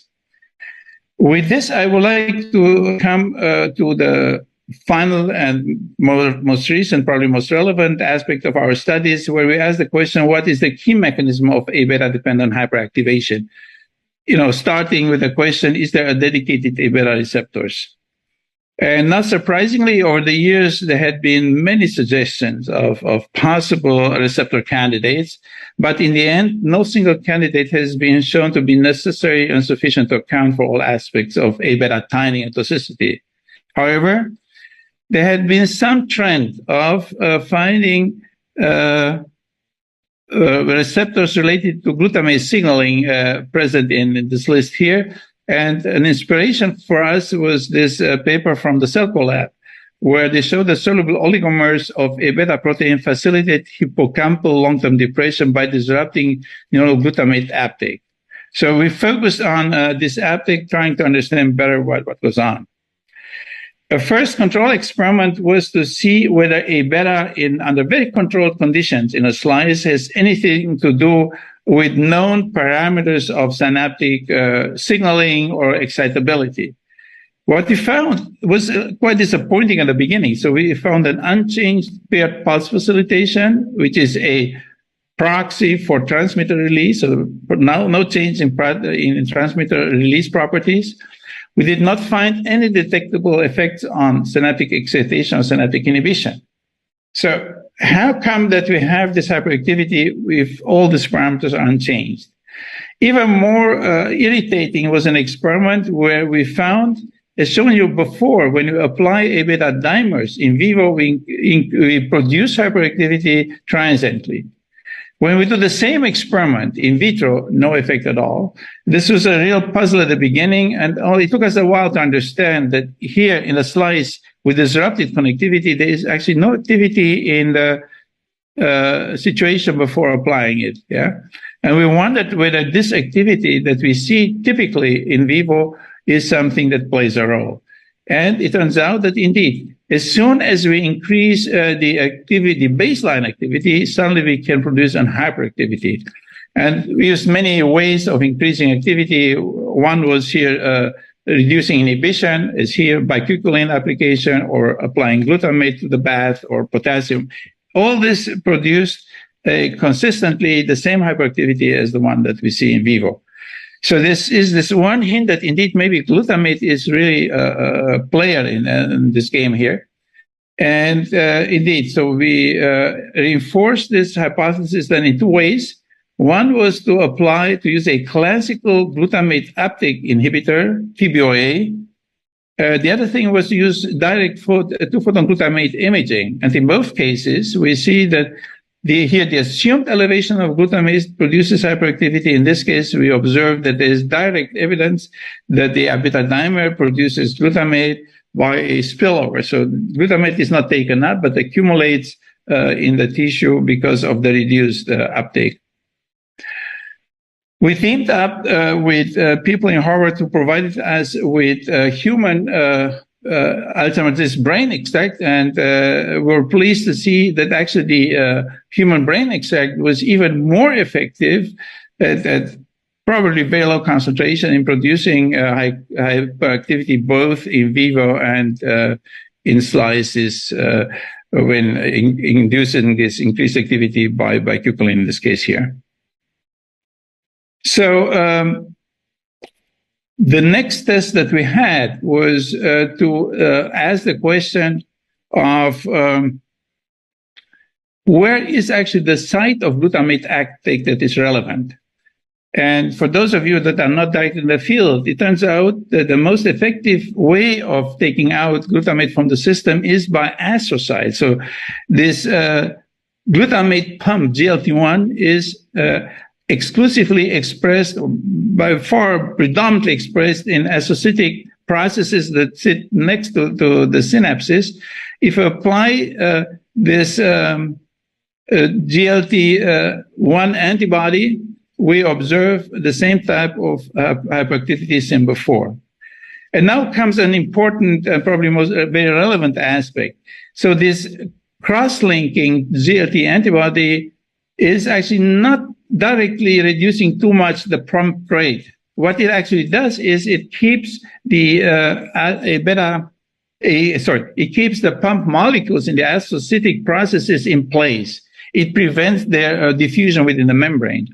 And what you learned while putting together these people was that the important aspect of glutamate uptake on the synaptic level is not so much the pump rate, but the diffusion of glutamate bound to the astrocytes. So some background here. The glutamate accumulates in the synaptic cleft to enormous concentrations for a very short time. So from nearly zero, it goes up to 1 millimolar, and this within hundreds of microseconds. So this very high speed requires efficient mechanisms of taking out the glutamate. And the pump rate would be too slow to accomplish this. So an important factor for accomplishing the removal of glutamate from the cleft is the passive diffusion of glutamate bound to molecules, and by diffusing out, and the glutamate is eventually cleared from the synaptic cleft. So the model that we came up eventually was then that A beta in these early stages, these are really the most early stages probably preceding inflammation and other processes. In these stages, what happens is the soluble A beta acts by preventing the uptake of A beta dimers, in this way leading to glutamate accumulations that have impact directly on the nearby cell body. So the basic scheme that we propose is that neuron-specific based on activity driven in glutamatergic synapses produces an A beta-dependent block of free uptake, and this causes glutamate accumulation that will, by that the polarization of neighboring of the nearby cells, produce hyperactivity, and in this ways we have a vicious cycles that recruits increasingly more cells and increases their activity status. So our conclusions here is that A beta-mediated hyperactivation is due to a altered synaptic transmission involving defective reuptake of glutamate. The vicious cycle is relevant exclusively for already active neurons, with the most active neurons having the highest risk of hyperactivation. So just to be clear here, activity is not intrinsic in neurons in the brain. It's always driven by synaptic activation. And the synaptic activator is glutamate. So cells that do not receive a strong activation will not have there will be no impact of glutamate accumulation in that case. And that relates to the question that we discussed in following in Colin's talk. So those cells that have the highest level of activity are the most prone ones for an increased risk of hyperactivity.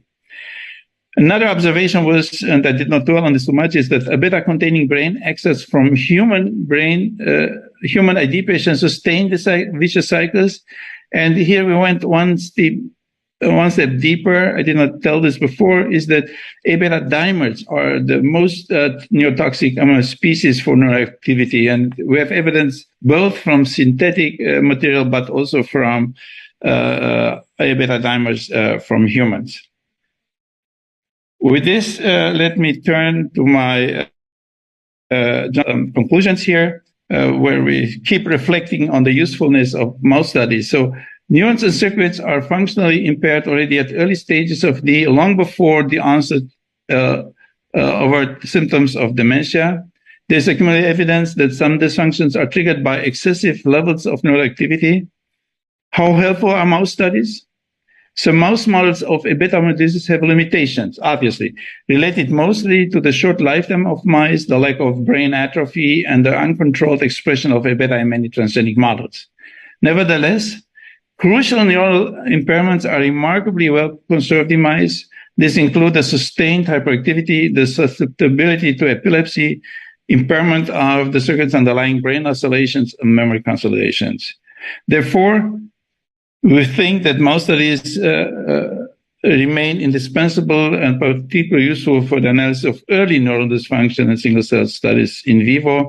And we think that concerted studies of humans and appropriately tailored mouse models can have a strong potential to clarify the pathophysiological mechanism needed for the design of effective treatments.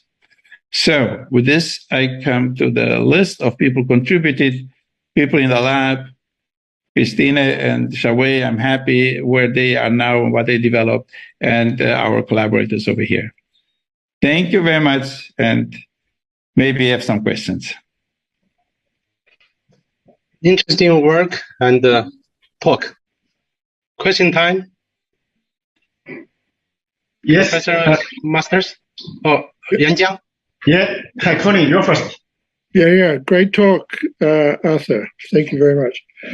I think, the loss of oscillations is very pertinent, and whether it's astrocytic in origin or whether it's direct glutamate effect on neurons is a very fundamental point. But the fact is that you've seen it now with the brain extract from the Selco Dominic Walsh group is very, very encouraging. I'm not sure what the therapeutic implications of this are, other than, you would have to develop specific inhibitors of A-beta oligomers on a glutamate uptake mechanism. Can you comment on that? Yeah, so, there's a lot of background here that I did not have time to cover, yeah? And so I guess that the bottom line here, and that relates also to my question that I asked you before. We see problems in neural dysfunction that are as early as we can look in mice, okay? And we see them at a stage where that precedes obvious, damages in terms of structure. We see A-beta mediated changes in spines as early as is there, but it is in a sub-fraction of spines on the dendrites. So what I'm trying to say is that what I did not tell is also that, for example, the gamma secretase inhibiting experiment does not work at the stage, does not work properly at the stage when we have already plaques. So what I would conclude from the mouse studies is that the treatment would need to start long before there's any clinical symptoms at all there. Because at the stage where there is no morphological changes that are irreversible. And so that is basically what adds maybe to the current stage here. So the use of we had one study in which we studied the role of we monitored activity by applying one of the standard antibodies used or proposed for human treatment.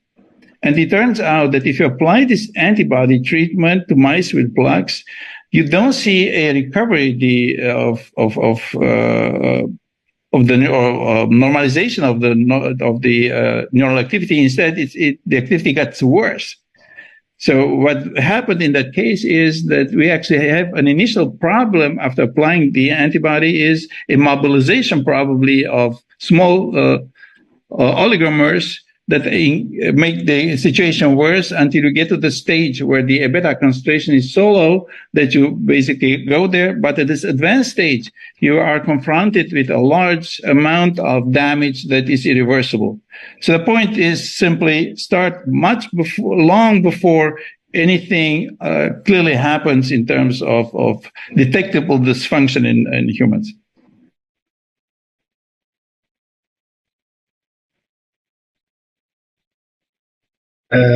Also, I have a question. Thank you very much for your wonderful talk.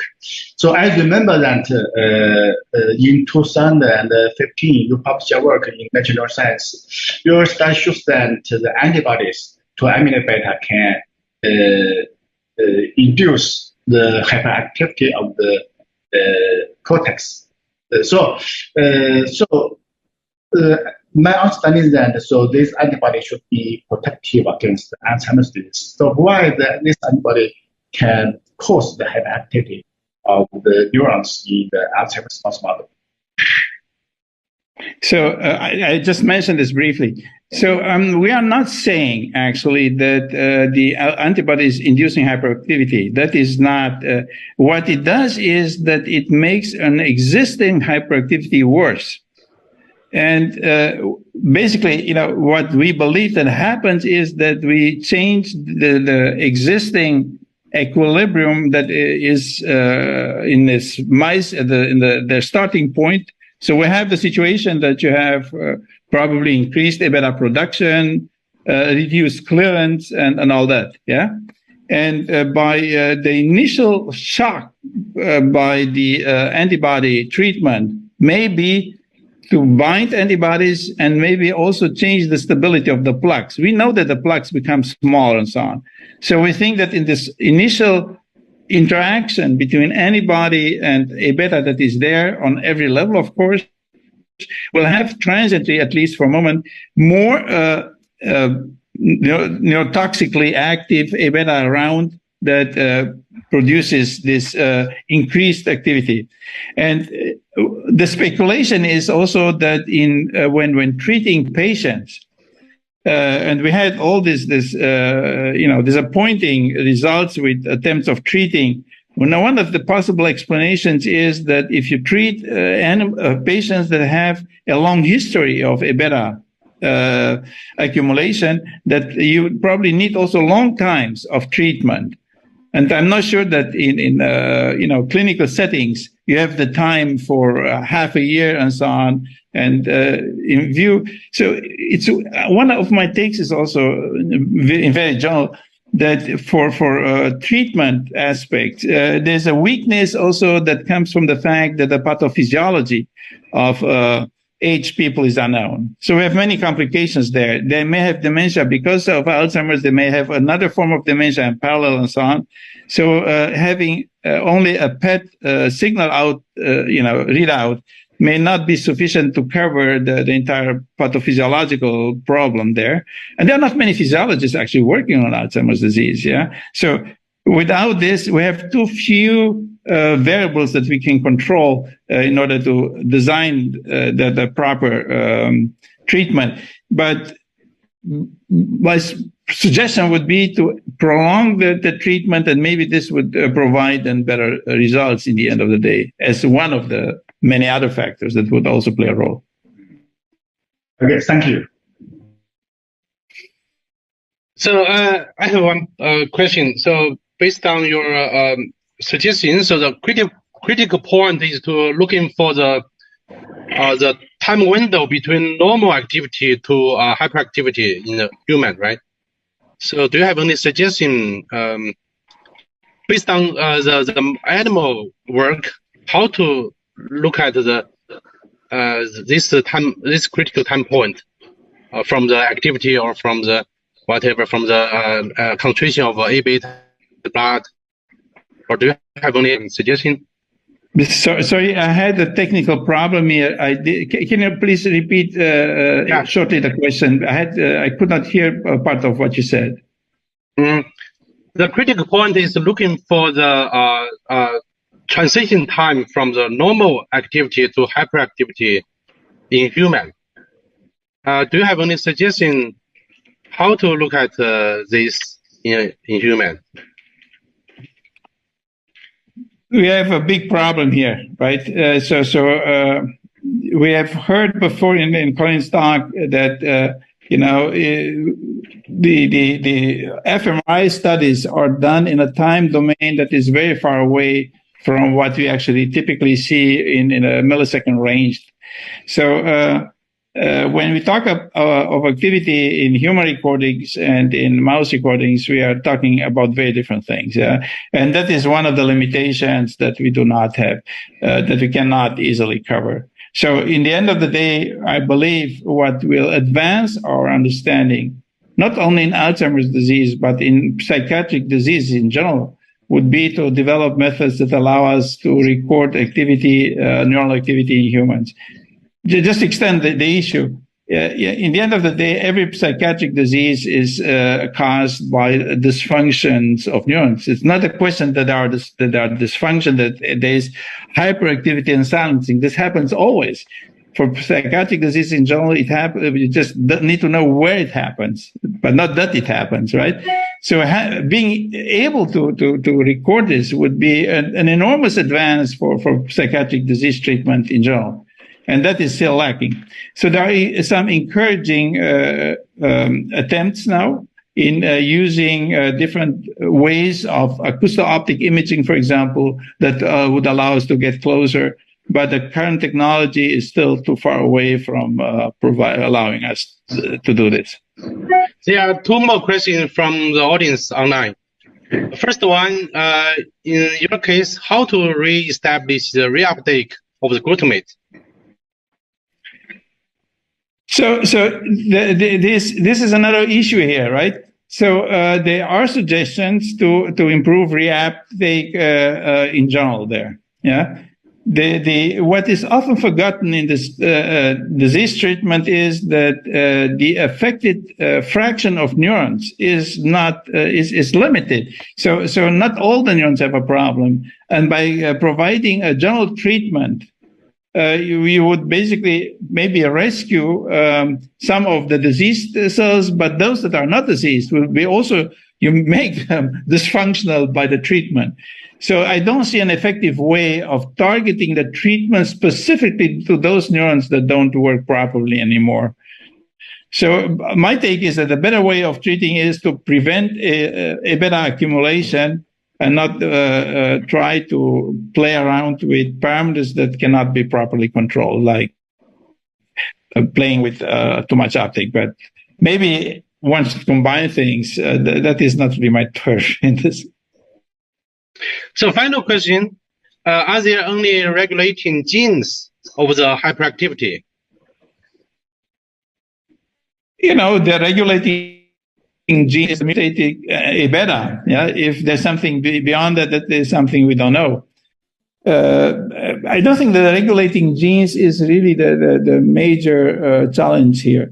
The interesting question for me would be, how do we come from synapses that are affected, that are poisoned by glutamate, to the immune changes? And at that level, then probably if we have the microglia that removes broken synapses, at that level, gene regulation might play a very important role. Okay, thank you. The time is up. So we thank Professor Konnerth again for great talk and answers. So we have to go to our next speaker, Professor Yanjiang Wang, who is a director of the Department of Neurology in Daping Hospital, Third Military Medical University.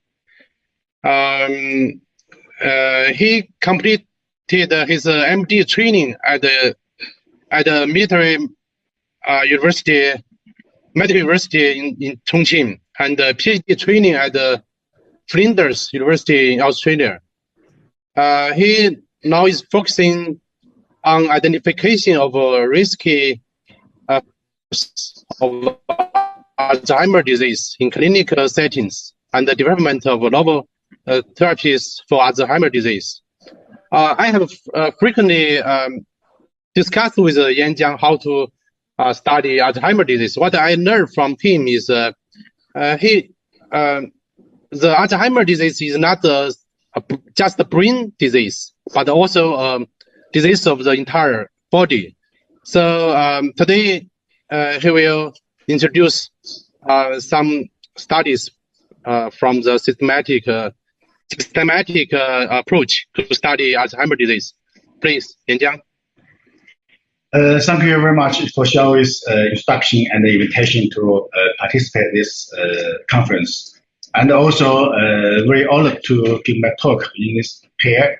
So firstly, I would like to give my thanks to Professors Colin also and Christians for their very excellent and insightful talk.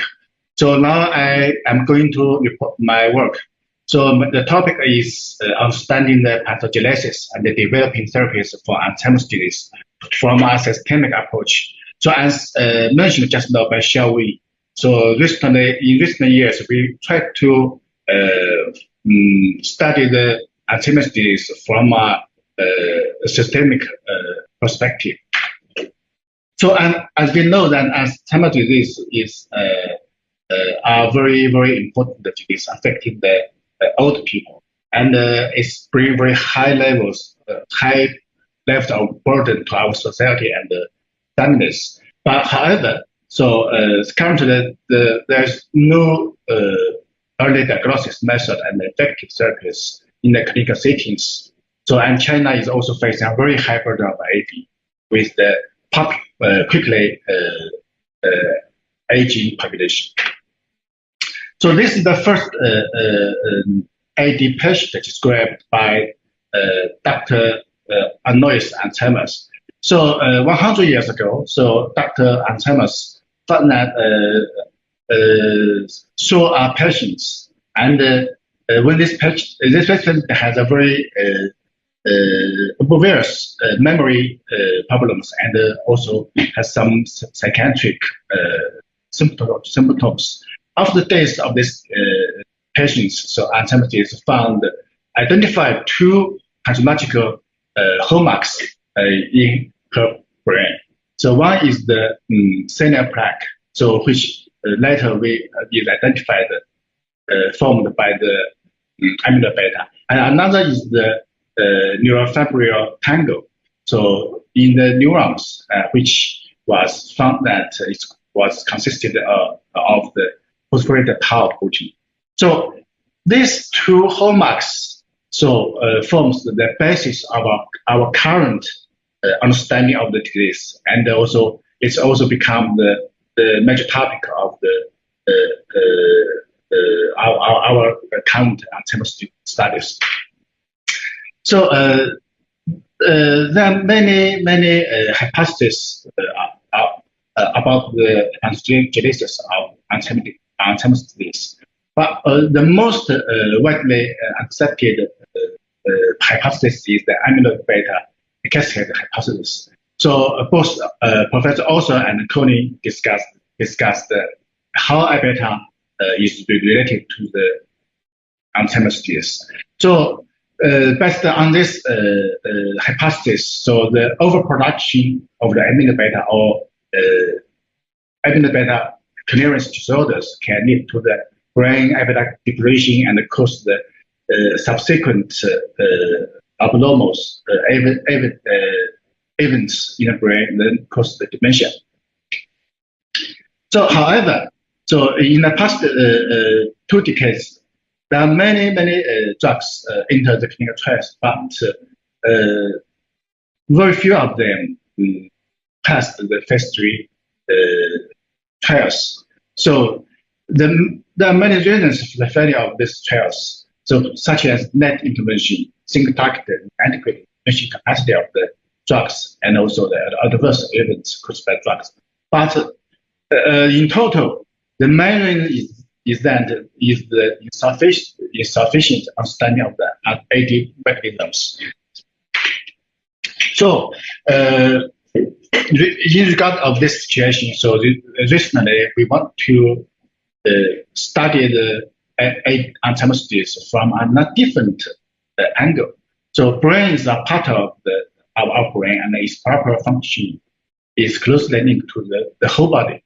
And also, recent years, the studies found that the systemic factors can contribute to the development of Alzheimer's disease, such as the immune inflammation, glucolipid metabolism. So, in recent years, we tried to explore the mechanism and the therapies for AD from a systemic perspectives.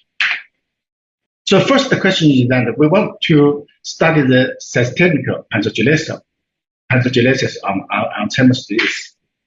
So we need to answer the relationship between systemic diseases and Alzheimer's disease. So firstly, we studied the liver function and the amyloid beta. We found that in patients, so the liver function is closely correlated with the amyloid beta levels in blood. And so another study conducted in the elderly cohort, they also found that the liver functions is also associated with the AD diagnosis and the biomarkers in the CSF, and also is also correlated with the PET imaging this study suggests that the liver function is closely correlated with the amyloid beta metabolism, and it might play a role in the development of Alzheimer's disease. Then we studied the renal function and the blood amyloid levels. We found that the renal function is correlated with the amyloid levels in the blood, and also the amyloid levels is significantly correlated with the GFR, that means glomerular filter rate. So it's an indicator of the renal function. So this study suggests that the renal our kidney may also be involved in the clearance of blood beta. Then we studied the inflammation and the infection, systemic infection with the Alzheimer's disease. We found that in Alzheimer's disease patients, they have a very higher level of chronic infection burdens, such as pylori infection and pneumonia infection. So, and also we found that this infection the infectious burden of those pathogens is correlated with the inflammatory cytokine levels in blood. So this study also suggested the systemic infection is correlated with the risk of the Alzheimer's disease. And recently, we found that a study found that in European cohorts, the systemic infectious disease can increase the risk of Alzheimer's disease 10 years after the infection. So this study also suggests that the systemic infectious disease is correlated with the pathogenesis of Alzheimer's disease. So recently, it was found that COVID-19 infection can cause the atrophy of the brain. And so our study also found that COVID-19 infection can cause the long-term cognitive impairment. And we found that in the severe COVID-19 patients, so there is the progress decline in the cognition of the patients during 1 year after their discharge. So this study suggests that as a systemic infection, COVID-19 might increase the burden of dementia and Alzheimer's disease in the future. And we also found that the gut flora is also under the Alzheimer's disease. So this study found that Alzheimer's disease and the amyloid beta levels in blood are correlated with the peripheral systemic diseases. So suggests that our peripheral organs might play a role in the pathogenesis of Alzheimer's disease. So in this respect, so we studied whether the peripheral derived amyloid beta can reduce the AD pathologies. So as we know, in the amyloid beta in Alzheimer's disease patients, the amyloid beta deposition is not only exists in the brain, but also exists in the peripheral organs, such as in the skin, in the gut, mucosa, and also in the heart. And also, amyloid beta is not only produced by the brain, it's also produced by the peripheral cells, such as the platelets, skin fibroblasts, muscle cells, and the osteoblasts. So we want to know whether this peripherally born A-beta can also induce or also involved in the pathogenesis of Alzheimer's disease. So to answer this question, we made a panbiosis model. So we combined the Alzheimer's disease, the transgenic mouse, with the wild type mice. So the amyloid beta produced by the transcript genes of in the Alzheimer's disease mouse model can goes into the blood of the wild type mouse model. So we want to see whether the amyloid beta in the blood can enter the brain and cause the Alzheimer's disease pathologies and the neuronal damage. We found that when we combined the wild type mice with the Alzheimer's transgenic mice, so at 3 months old, and we analyzed this mouse 1 year later, we found that there are lots of amyloid beta accumulation in the neurons of the wild type mice, and also we found that the amyloid beta can deposit in the brain, in the parenchyma, and also in the blood vessel wall, and cause the CAA with the amyloid angiopathy. So, and also these animals, the wild type animals, so in the wild type animals, we found that the amyloid beta in the brain can cause the neurodegeneration and the neuroinflammation, and also can damage the synaptic function of the neurons. So this study shows us that blood-derived beta can reduce the AD pathogenesis and the neuronal damage, and also it implies that beta produced by the peripheral tissues might be involved in the pathogenesis of Alzheimer's disease. So next, we tried to answer the question that about the roles of the blood-derived beta. So to answer this study, we want to study whether the amyloid beta produced by the blood cells can be involved in the AD pathogenesis. To answer this question, so we firstly we removed the bone marrows from the wild type mice by irradiation. Then we transplant the bone marrow cells from the AD transgenic mice into the wild type mice. So then in this wild type mice, so its bone marrow is from the AD transgenic mice. So it can only the bone marrow cells or only the blood cells can produce amyloid beta. Then we found that after the bone transplantation of bone marrow cells from the AD mice, 12 months later, so we found that the wild type mice, the wild type nucleus of the bone marrow transplantation, in its brain there are some amyloid beta deposition in the parenchyma and in the blood vessel walls.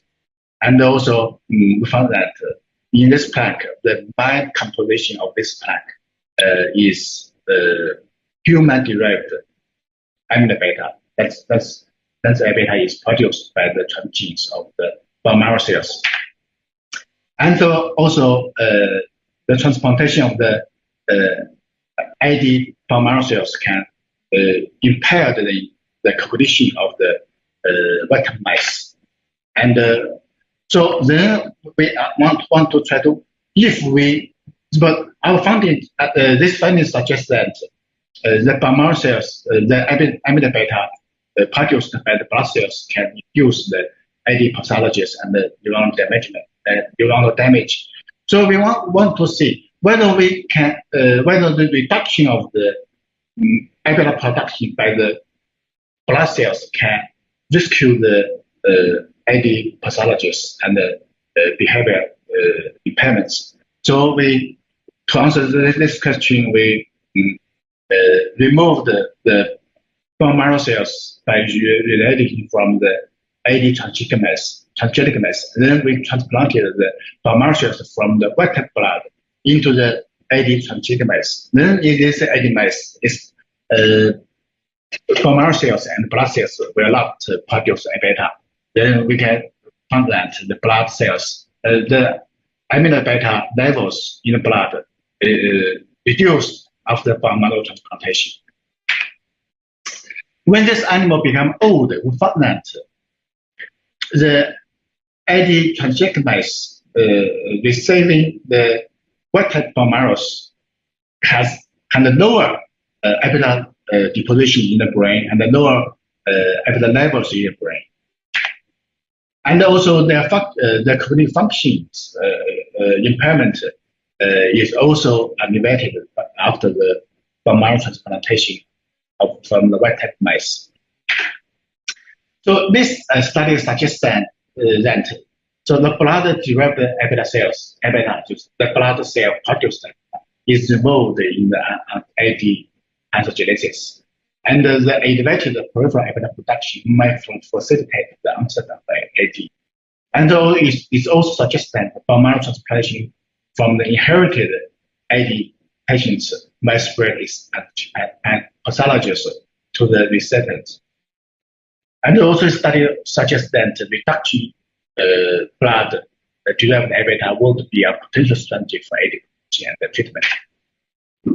So our study suggests that the blood-derived amyloid may induce the AD pathologies, and it would be a potential therapeutic target for Alzheimer's disease. So next, we want to answer whether the amyloid beta particles in the brain can be cleared by the peripheral systems. Traditionally, removing of clearance of amyloid beta from brain is a traditional therapeutic strategy for Alzheimer's disease.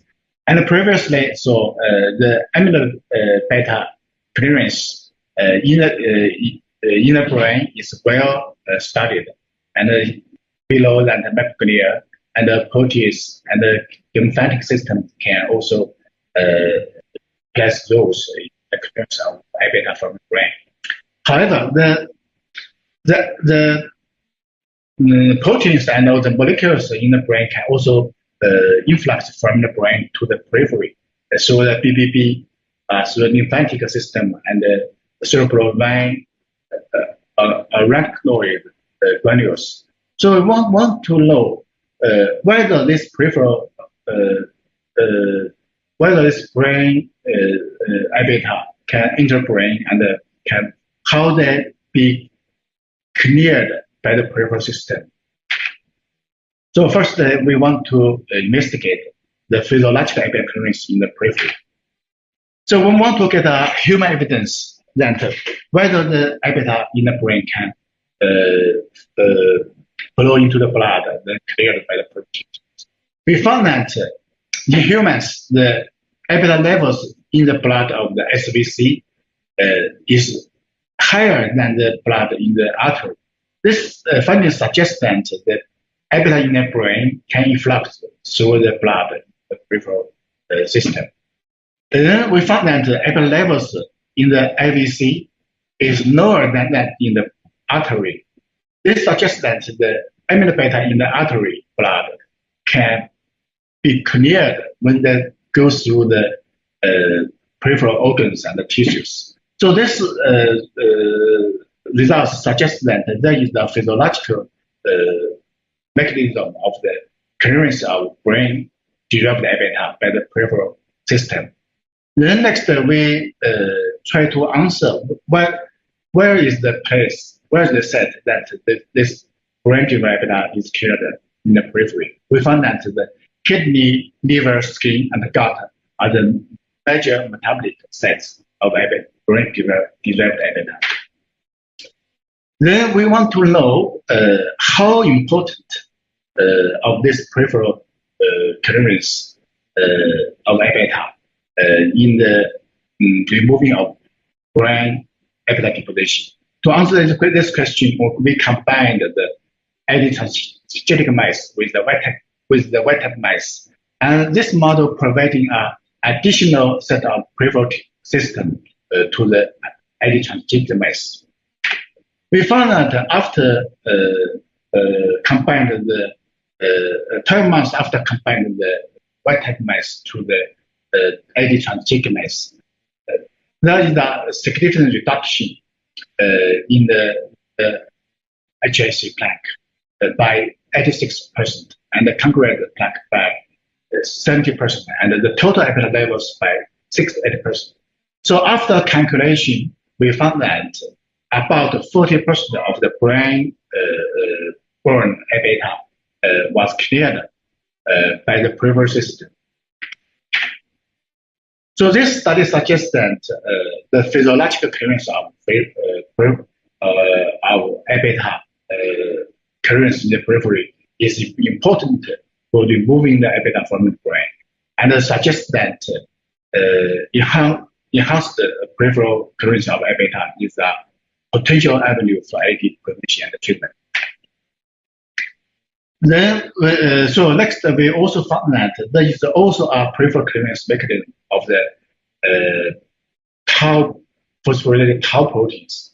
So we found that the tau phosphorylated tau proteins can also efflux from the neurons into the brain and from the brain into the blood. So our study suggests that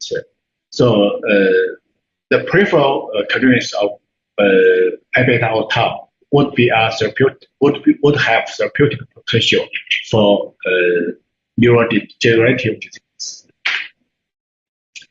So then next we try to answer whether is the place which cells and the organs take place participate in the clearance of A-beta granule by A-beta. So firstly, we want to investigate study the myelocytes in the blood. As mentioned by Colin Masters, so the genetic evidence suggests that the mononuclear phagocyte system is responsible for the removal of metabolite in Alzheimer's disease, and also the macroglia in the brain is well studied and found that it's a major source for the A-beta clearance in the brain. But its peripheral counterparts, the mononuclear myelocytes and the macrophages, their roles in A-beta clearance is less studied. So we found that the human blood myelocytes has the capacity to phagocytose amyloid beta, and also the function of the capacity of the phagocytosis of A-beta of the myelocyte in the blood is well correlated with the A-beta levels in the blood. So this study suggests that the myelocyte in the blood can take a role in the clearance of blood A-beta. We also found that the phagocytosis of A-beta by myelocyte is decreased with the aging. So the older age, the less capacity of the phagocytosis of A-beta by myelocytes.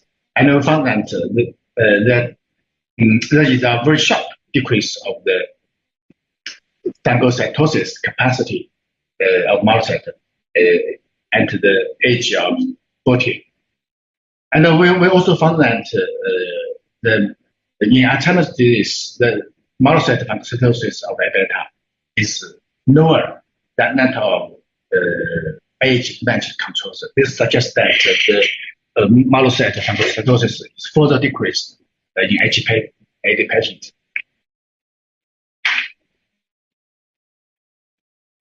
And we also found that if we enhance the phagocytosis of A-beta by myelocytes, then we can improve the function, the cognitive function of the mice, and also alleviate the A-beta deposition and the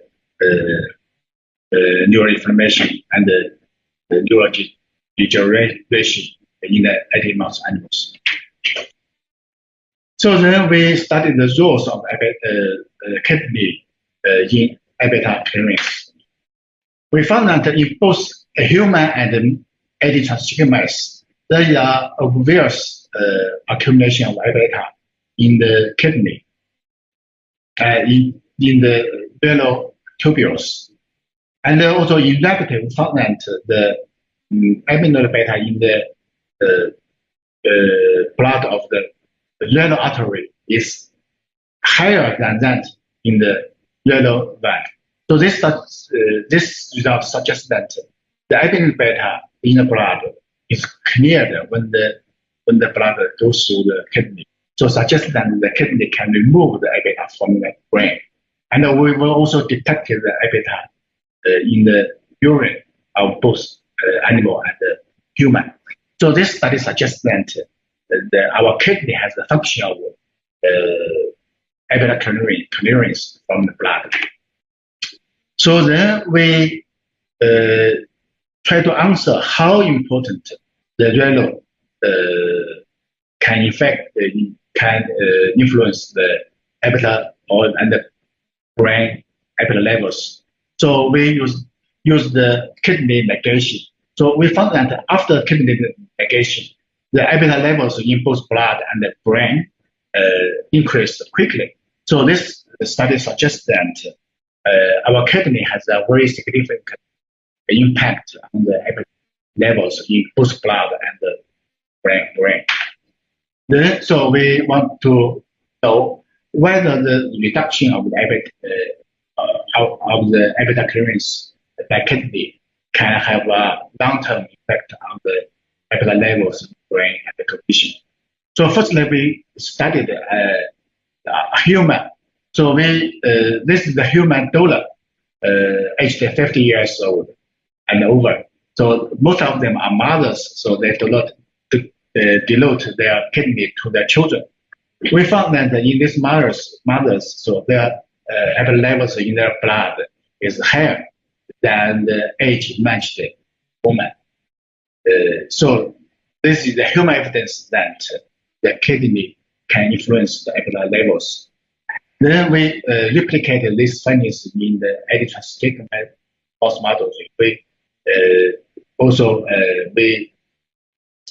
found that with one kidney, the 80 mouse had also a very higher level of A beta in the blood. And when the mouse become old, there are higher levels of A beta depletion in their brain. And also unilateral nephrectomy can also exacerbate cognitive behavior impairment in mice. And also, then we use the diuretics to facilitate the A beta clearance by kidney. We found that diuretic furosemide can reduce the A beta levels in the blood and in the brain, and also can improve the cognitive behavior performance of these models. And so our study suggests that the kidney plays a significant role in A beta clearance, and its dysfunction may be involved in the development of Alzheimer's disease. And a study from Japan found that the patients with chronic kidney dysfunction has higher A beta deposition in their brain. And if those patients receive the hemodialysis, then after the death of them, so there was less A beta deposition in their brain. So this study also supports that the kidney plays a role in the A beta clearance. Then we studied the roles of liver in A beta clearance. So we found that there is also a liver, also A beta accumulation in the liver cells, and also the blood in the blood entering the liver is higher than the blood leaving the liver. So suggests that the liver has also the function of A beta clearance. So when we inject the radio-labeled A beta, the blood, we found that A beta many accumulated in the liver of the mouse model. Those studies suggest that the liver has the physiological function of epidermis. And also, when we use the surgical ligation of the hypertrophic portal vein to reduce the epidermal clearance by the liver, we found that so the blood levels, the epidermal levels in both blood and the brain increased quickly. So those studies also suggest that the liver plays an important role in clearing epidermal from blood and brain. So then we want to we performed a clinical experiment to investigate the hepatic clearance of Aβ in Alzheimer's disease. So we use the AAV mediated look down of hepatic LRP1 expression. So this LRP1 is the receptor of amyloid beta, which can facilitate the Aβ uptake by liver cells. We found that knockdown of this of LRP1 in liver cells, so can increase the Aβ levels, Aβ deprivation in the brain, and also increase the neural inflammation and neuronal degeneration in the brain, and also further damage the cognitive functions of the mice. Well, so we enhance the hepatic LRP1 expression in the liver to enhance the hepatic Aβ clearance. So we found that overexpression of LRP1 in the liver cells can significantly reduce the Aβ deposition in the brain and also improve the cognitive function of this transgenic mice. So this studies found that suggest that both our system, we have a physiological clearance of Aβ by the peripheral organs and the tissues such as the liver, the kidney, and the monocytic blood. Then so we want to answer whether we can enhance if we enhance the peripheral Aβ clearance, whether the Aβ the brain can use. Traditionally, our traditional removing of Aβ deposition from brain is that my therapeutic strategy for Alzheimer's disease.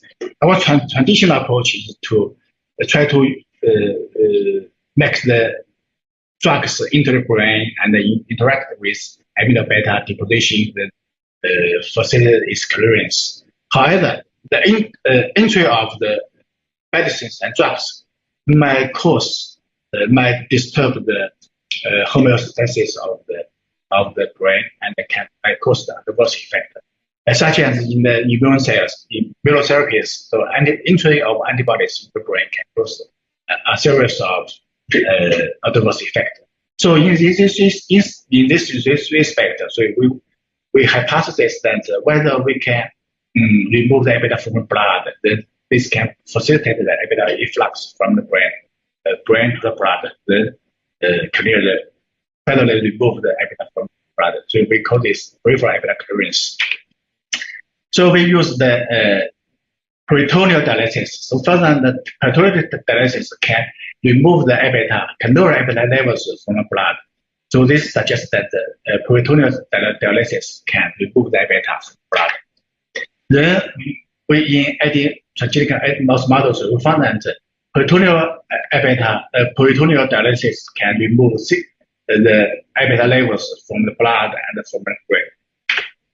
Then in our animal studies, we found that chronic peritoneal dialysis can significantly reduce the Aβ levels in the brain and can alleviate the neural degeneration in the brain and improve the function of the transgenic mice.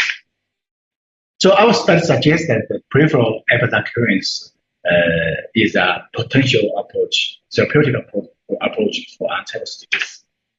So recently, a study published in Molecular Psychiatry suggests that the whole blood exchange is helpful to reduce the Aβ deposition in the brain and improve the cognition of the mouse. So this study suggests that support our notion that removal of Aβ from blood might be helpful for the answer. therapies. And another clinical trials suggest that plasma replacement can significantly slower the decline of the cognition and slower the decline the daily living abilities. So this study also suggests that the peripheral clearance of A-beta and other pathological substances may be helpful to treat the Alzheimer's. So in total, so our previous study suggests that amyloid beta is not produced in the brain, is not produced by the brain cells. It can also be produced by the peripheral tissue and cells. So when if the elevation of the peripheral A-beta clearance production may then it can be involved in the can enter the brain and form participate in the pathogenesis of Alzheimer's disease. And also that the amyloid beta in the brain is not only cleared by the brain itself, it can also efflux from brain to the periphery and cleared by the peripheral cells such as kidney, liver, and blood cells. So this means that Alzheimer's disease is not a disease of the brain itself. It might also a disease of the whole body system. So we propose the systemic view of Alzheimer's disease with Professor Colin Masters. So we want to try to understand the pathogenesis and developing therapies from Alzheimer's from the systemic approaches. So during the past decades, past 30 decades, 3 decades, so the FD incidence remained stable or declined in the past 3 decades all over the world. And also in some Western countries, the ADS incidence declined during the past 3 decades. So the main possible reasons including the improvement in our lifestyles and in our healthcare and in our education. So this can cause the improvement in our total physical health. The physical health can cause is very good to our mental health. So this can be then result in the reduction of the dementia incidence. So this evidence also suggests that if our brain health is influenced by the systemic health status, so maintaining our systemic health is beneficial for AD prevention and treatment. This is our talk. Thank you very much.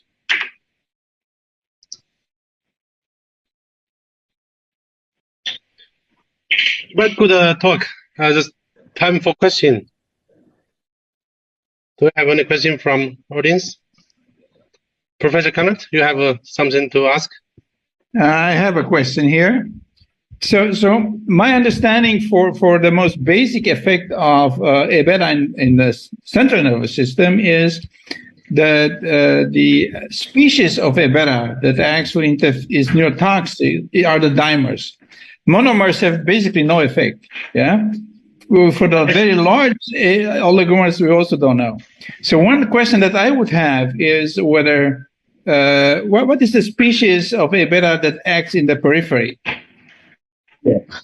Is it the same? Different? Is there any knowledge on that? Yes. So thank you very much for this very good question. So the amyloid beta in the peripheral species, then most of the A-beta produced by peripheral tissues are the A-beta 40. The many A-beta 40, but there are also some A-beta 42. The first, the amyloid beta in the blood, this produced by the peripheral tissue would be oligomers in the blood. Okay. May I add another question? Yes. Yes. So probably in the periphery you deal with at least 2 types of mechanism. You have probably a local molecular interaction mechanism, but there might be also some contribution of functional control through brain inputs. So how do you sort of discriminate between these possibilities? What is more important? Is the local thing more important, or maybe brain control of regulation very important? Where do we stay there? Yes, thank you very much. So this is also a very critical question. So based on our understanding, we think that the preferred clearance would be are important for the brain health because our students found that around 40% of brain-borne A-beta efflux from brain to the periphery and cleared in the periphery. And another group found that around 60% of A-beta particles in the brain efflux from brain to the periphery and cleared in the periphery. So we found that both brain and the periphery are important for the clearance of A-beta particles in the brain, but the peripheral system would be also important. This aspect. Okay. Yeah. Thank you. So I have one question. The A-beta in blood is the same as the A-beta in brain, or they are different? So the A-beta itself is the same. It's the same, but the species is different, somewhat different. So the A-beta particles in the periphery is just I mentioned that is minor A-beta 40. Well, in Alzheimer's disease, A-beta particles in the brain is minor A-beta 42. Okay. I have a second question. Did anybody or you try hemodialysis in a patient, or do you want to try in a patient? Yeah, thank you. So currently, there is no studies, no people to try the hemodialysis. But there is a clinical trials with by using the plasma exchange. The plasma exchange. Then also found that plasma exchange is effective in slowing the cognitive decline of the patients. So you have the patient with hemodialysis in your hospital. You can easily have a look, right? Yes, but we look at these patients with the peritoneal dialysis. We found that peritoneal dialysis can lower the A-beta levels in the blood. But we didn't try this method in AD patient because AD patient is a chronic condition. So I think that the hemodialysis or peritoneal dialysis would be not a good method for this chronic condition. Okay, if we have no more questions, we have to move to the next speaker. Can you introduce yeah. Yes. Okay. Okay. So our next speaker is Professor Xiaowei Chen. Xiaowei Chen is also chair of this session. Xiaowei is a principal investigator of the Brain Research Center at the Southern Military Medical University. He obtained his bachelor degree in medicine at the Southern Military Medical University in 2004, and his PhD degree and the postdoc training at the Technical University Munich with also Konnerth. He is now studying the function of the neurocortex and the mechanisms of the memory. So the topic of Xiaowei's presentation is REM sleep active hypothalamic neurons consolidates hippocampal social memory. Welcome, Xiaowei. Thank you, Yanjiang, for kind introduction. So you can see my slide. Okay. Can you see my slide? Okay. So today I will introduce our recent unpublished data about the circuit mechanism of social memory consolidation. Before that, I would introduce what we did in the past a few years. Our group has focused on the circuit mechanism of memory. Sensory information reach sensory cortex and then transmit to the end-to-end cortex superficial layer, and then to hippocampus, and then to deeper layers of end-to-end cortex, and finally back to the neural cortex for long-term storage. For sensory cortex, we study auditory cortex. There we found ultrasounds are important for memory persistence. We also found echo neurons that respond to expected signals following rhythmic stimulation. We also found the emergence of burst neuron after associative learning. For the end-to-end cortex to hippocampal pathway, we find a circuit from layer 2 of end-to-end cortex to dentate gyrus for spatial memory. I believe urination is a permanently learned behavior. Therefore, we performed a number of studies in this behavior. We find a few hundreds of neurons in motor cortex required for driving urination. Sleep is important for memory consolidation. However, the circuit mechanism for memory consolidation during sleep remain unclear. Today, I will introduce our recent work that identifies the new circuit required for social memory consolidation during REM sleep. So the supramammillary nucleus is a small nucleus located in the hypothalamus, which has been shown to participate in wakefulness, navigation, and locomotion. In particular, Zoom send a direct projection to hippocampus, dentate gyrus, and CE2, respectively, required for detection of contextual and social novelty signals. So, social memory is a fundamental cognitive process that enable animals to recognize and remember the same species. Accumulating evidence indicates that hippocampal CE2 neurons can respond to social novelty signals and are necessary for encoding social memory. A recent study published 2 years ago has identified a circuit from Zoom to CE2 that contribute to social novelty detection, but not for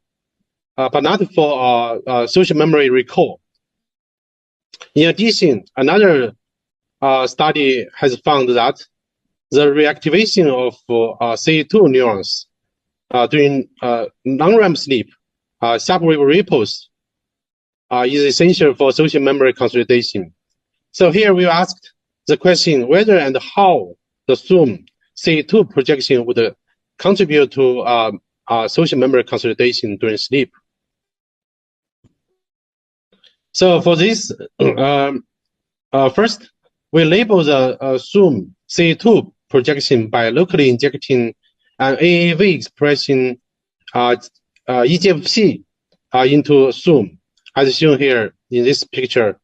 4 weeks later, after AAV injection, we observed a robust EGFP expression in cell bodies of Zoom neuron, and also EGFP expression was observed in axon terminal within CE2 and dentate gyrus. To characterize the pattern of the distribution of C2 projecting neurons within SUM, we injected a small amount of retrograde tracing indicators, CTB, with different colors into C2 and to DG region. We can see from here that the C2 projection neurons were largely overlapping with dendritic projection neurons in SUM. In addition, C2 positive neurons were bilaterally distributed in SUM. There are more cells in the same site than in the contralateral site. To record the activity of SUM C2 projection cross sleep wakefulness cycles, we first use a circuit-specific fiber photometry together with EEG, EMG recordings in freely moving mice. We expressed GCAMP7 in axon of SUM neurons by locally injecting AAV GCAMP into SUM. Again, 4 weeks following the viral injection, we implant an optic fiber just above the C2 and record the activity at the axon projection of SUM neuron. From here, you can see in yellow, significantly, axon terminals of SUM C2 projection neurons show a much higher level of activity during REM sleep than during quarter wakefulness or non-REM sleep.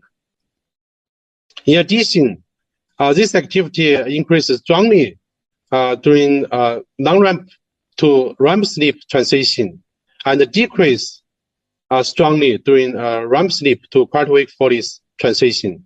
So these results demonstrate that the SUM C2 projection is strongly active during REM sleep. So next, to characterize the spike firing pattern of SUM C2 projection neuron at the single cell level, we conducted the observed recording across sleep wakefulness cycles to specifically label SUM C2 projection neurons with cherodopsin or Cree-dependent retrograde AAV was injected into C2, and an AAV vector carrying DIO cherodopsin mTERI was injected into SUM, and Optrode was implanted into SUM to deliver excitatory blue light and record a single unit activity. SUM neurons were identified as C2 projection neurons based on their reliable and light-induced spike responses. As shown here, these are spike responses from one identified cell. So this is an example cell showing the firing rate of an identified cell across sleep wakefulness cycle. So again, as shown here in yellow, this cell is highly active during REM sleep, but not during quarter wakefulness or non-REM sleep. Statistically, we found the firing rate of all SUM C2 projection neurons were significantly higher during both REM sleep and locomotion than those recording during non-REM sleep or quarter wakefulness or active waking without locomotion. We also analyzed the firing pattern of untagged neurons, as shown here in black dots, and found that half of these neurons were highly active during REM sleep, while the other half were highly active during non-REM sleep or quarter wakefulness. So in addition to the hippocampal projection, many of these untagged neurons may also project to other brain regions, such as prefrontal cortex, medial septum, lateral hypothalamus. These regions are involved in wakefulness, locomotion, or other brain functions, as reported previously by other people. So the above results suggest that SUM C2 projection neurons receive inputs from REM sleep active brain regions. To test this hypothesis, we performed a retrograde transsynaptic tracing experiment. We found that the upstream regions of SUM C2 projection neurons indeed include those sites are related to the generation or regulation of REM sleep, as highlighted in these two red boxes. So a group of SUM neurons also send their axon projection to the dentigerous region. We here also look at the activity pattern of the SUM DG projection cross sleep wakefulness cycle. We use the same approach as described before, and monitor the activity both at the population level and the single cell level. Here we show a fiber photometry recording showing that the SUM DG axon terminal population showed a much higher level of activity during REM sleep than that during quiet wakefulness or non-REM sleep. So the change of in the activity in the SUM DG projection during sleep wakefulness transition were similar to those recorded in the SUM C2 projection. Namely, the activity increased strongly during non-REM to REM transition and decreased strongly during REM to quiet wakefulness transition. So, optical recording were applied to record a single SUM DG projection neuron as well, as shown here in this slide. So this is an example showing the fine rate of a SUM DG projection neuron cross sleep wakefulness cycle, similar to the SUM C2 projection neurons. This neuron was highly active during REM sleep, but not during non-REM sleep or quiet wakefulness. So this is a statistical analysis showing all SUM DG projection neurons had a significantly higher fine rates during both REM sleep and locomotion than during non-REM sleep or quiet wakefulness or active waking without locomotion. Again, half of the untagged neurons were highly active during REM sleep, while the other half were highly active during non-REM sleep or quiet wakefulness. So together, these results until now indicate that the parallel SUM to C2 and the SUM to DG projections are both highly active during REM sleep. So we next ask whether silencing of SUM C2 or SUM DG projection neurons had any effect on hippocampal C1 activity during REM sleep. We analyzed the local field potentials in dorsal C1. We specifically label SUM C2 or SUM DG projection neurons with GT-ACR1 by retro AAV approach. We found that, as shown here in the upper part, photo inhibition of SUM C2 projection neurons had a low effect on C1 LFP activity in the frequency range from 0 to 30 Hertz. However, we found that photo inhibition of Zoom DG projection neurons caused a significant reduction of C1 LFP power in the theta as well as in the alpha and beta bands. So here we performed the autocorrelation and spike field coherence analysis. We found that Zoom DG projection neurons are more strongly modulated by the theta than Zoom C2 projection neurons during REM sleep. So come to the behavior experiment. To investigate the effect of silencing Zoom C2 projection neurons during REM sleep on social memory consolidation, we first conducted a 3-chamber test. This is very simple and established the social memory task. The subject mice showed a significant preference for the chamber with a novel mouse in day 1 training phase. During the first 8 hours of memory consolidating stage following training, blue light for optogenetic inhibition was delivered to Zoom C2 projection neurons. In GTACR1 RAM group or M-cherry RAM group, the second control group of mice expressing GTACR1 in Zoom C2 projection neurons underwent the same procedure, except the blue light was delivered during either non-REM sleep or quarter-week 40s. So on day 2 of testing, the subject mouse was allowed to freely investigate the chamber with a familiar mouse versus another chamber with a novel mouse.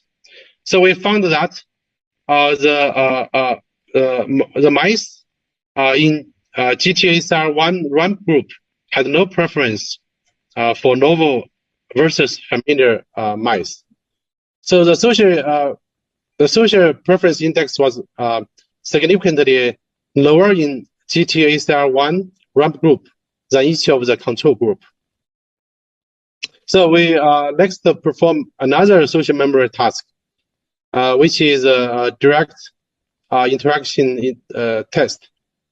We observed that the GTACR1 REM group interacted for a longer period with the familiar mouse than did the members of the control group. So an interaction index was calculated to identify preference interaction by each subject mouse with the novel or familiar mouse. Namely, the lower interaction index suggests a lower familiarity.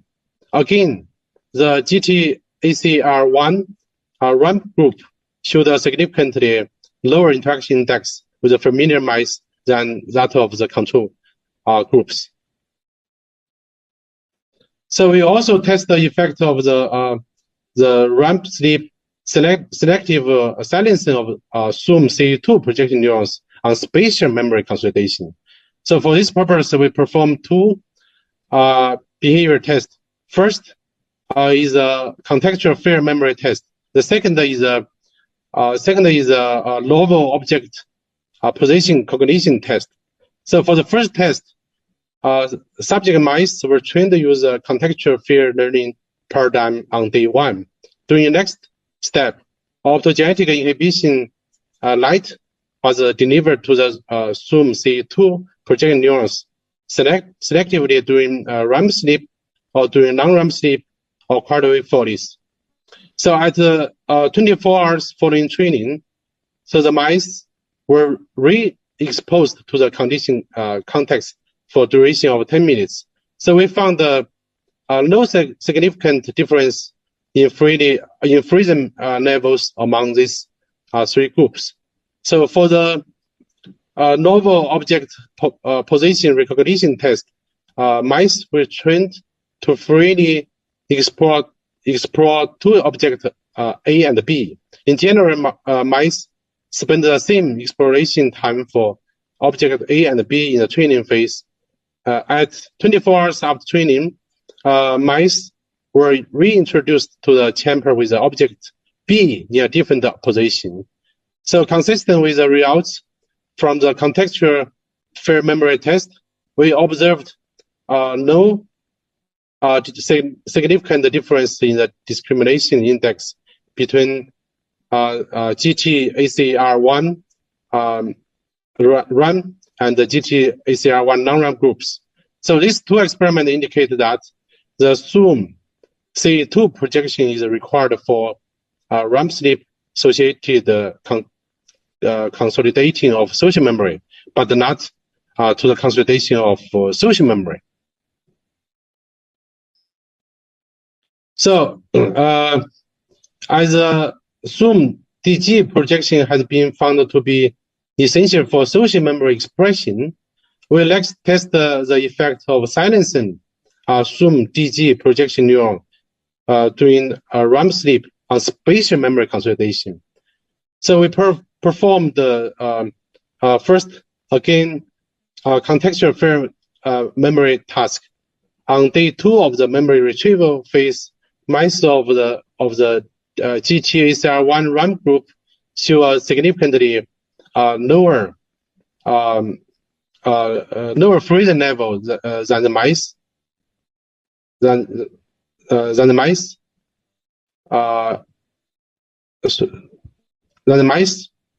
in the control group. So for the novel object position recognition test, we observed a significant decrease in the discrimination index for both objects in the experiment group and in the control group. So together, these results demonstrate that the Zoom DG projection is required for REM sleep dependent spatial memory consolidation, but not for the social memory consolidation.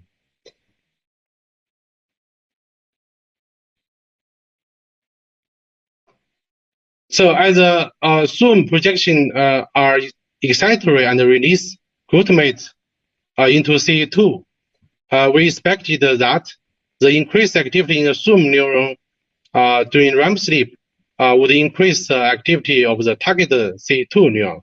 So to test this hypothesis, we recorded the activity of Zoom recipient C2 neuron by fiber photometry. To label the C2 Zoom recipient neuron specifically with a calcium indicator GCAMP, we injected the anterior-grade transsynaptic virus SCAAV AAV2-1 Cre into Zoom and AAV LOXP GCAMP6 into C2. Again, 3 and 4 weeks after their injection, we planted a fiber above C2 and monitor the activity of the labeled C2 neurons. So this is a post-hoc confirmation of recording. We found that these C2 neurons had a significantly higher activity during REM sleep than during non-REM sleep or quiet wakefulness. So we use the same approach to record the activity of DG Zoom recipient neurons and found that these DG neurons were also highly active during REM sleep. Together, these results suggest that the downstream C2 and DG neurons of Zoom are both highly active during REM sleep. So, in summary, so we found both Zoom C2 and DG project neurons are highly active during REM sleep. Silencing Zoom C2 neurons impairs social but not spatial memory. Silencing Zoom DG neurons impairs spatial but not social memory. The C2 Zoom reception neurons are highly active during REM sleep. Based on our results and the published literature, we proposed a working model in which Zoom neuron activate C2 pyramid cells during REM sleep memory consolidation. So there are two pathways for this process. One is an excitatory synaptic input to C2 pyramid cell, and another one is a strong feed-forward inhibition connection through interneurons to C2 pyramid cells. So as a result, Zoom neurons produce a strong activation of C2 during REM sleep. Optogenetic inhibition of Zoom reduce the activation of C2 pyramid neurons during REM sleep, and therefore may impair social memory consolidation. So altogether, this social memory, this REM sleep dependent reactivation of specific Zoom C2 connectivity, together with the sharp wave ripple related reactivation of C2 social neurons during non-REM sleep, may represent an integral mechanism for sleep induced social memory consolidation. So with this, finally, I have to thank the colleagues in my group, especially Dr. Han Qin, for completing most of the work. And also I have to thank Professor Konnerth and Yanjiang Wang for their effort over the entire process of the work. Thank you for your attention. Thank you, Xiaowei. Thank you for your very beautiful and very novel findings and talk. So now it is the question time. So is there any questions? So Professor Konnerth, yeah, do you have any question? You need to open your microphone. Hi, yeah. Yes. Done. I actually have two questions. One is concerning the consolidation process, namely, you showed the signal arriving in the C2 region of the hippocampus, yeah? And then you have sleep-dependent activity arising from the hypothalamus and from the C3 region. Now, in the end of the day, in which cells is the memory consolidated? In C2, in C1, or in both of them, or what's your take on that? C2, from what I know, C2 is important for memory consolidation, and also the ventral C1 neurons. But unfortunately, we didn't record the ventral C1 neurons in our study here. So yeah, it's interesting to record both C2 and C1. And for sure, hypothalamic neurons is not a site for memory consolidation. Yeah, it's my guess. Yeah. Okay, and if I may, my second question is maybe you can clarify, elaborate on the difference between spatial and social memory. Yeah, spatial memory also in the context of the first talk of the session of Christina Grienberger, who showed that there is not only the sort of hippocampal circuit involved, but also the projection coming from the entorhinal cortex. So maybe you clarify a little bit the consolidation process of these two types of memory in view of all these aspects. Yeah, this is only partly understood until now. So for spatial memory, the information goes from visual cortex to entorhinal cortex to dentate gyrus. So the consolidation place could be in dangerous, or then CE1. So this is for spatial memory. For social memory, it is more unclear. So the current knowledge is the CE2 is a site for consolidation, for expression, for consolidation, including CE1. CE1, CE2 are placed for consolidation and expression. But the upstream region, so far we know is supramammary nucleus. But whether entorhinal cortex is also involved in this is needed to be studied in future. So this is what I know currently. Another one? Yes, Matt? please. Yeah, there is this current story, many reports on that memories are transiently stored in the hippocampus and then transferred to the cortex. Is this something that is true also for the social memory? You showed at least two steps, right? You had consolidation or recall before consolidation. Then you have consolidation in the hippocampus. Now, is there a transfer of memory engrams for social memory now to the cortex? And if yes, to what part of the cortex? It's a lot of speculation perhaps, but maybe you have some thoughts on it. Yeah, very good question. Again, it's not clear yet. But my hypothesis is all the episodic memory, including social memory and spatial memory, are transiently stored in hippocampus. And for long-term storage, this requires neural cortex. And we did a new experiment in human. We record with electrode inside the brain. This is in the epileptic patients. So we did a recording over 7 days. Even more, 2 weeks. And we can we look at the development of the memory formation, at least for the visually related memory.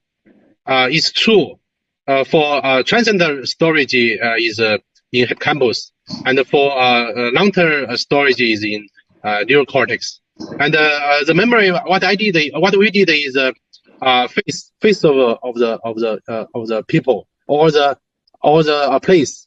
So I mean, we have both social memory and memory.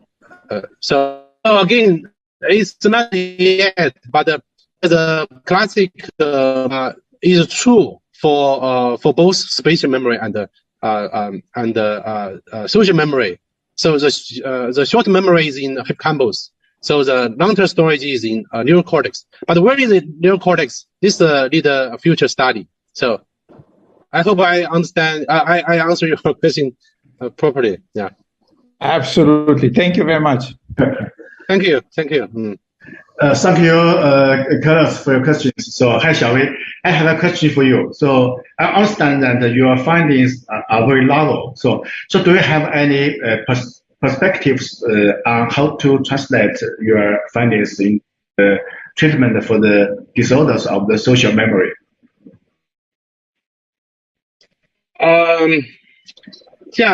Yeah, I have never thought of it. So I don't know any disease, any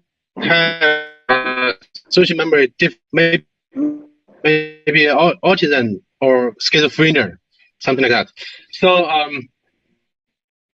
I don't know. Yeah. Okay, thank you. But you need to think about it. Yeah. So how to translate the findings to the clinical application. Okay, the time is up. So I give the time to Xiaowei to host this session. Yeah, so I'm very excited. So I have to thank the speakers again, Christina Grienberger, Dr. Colin Masters, Professor Konnerth, Professor Yanjiang Wang, and myself.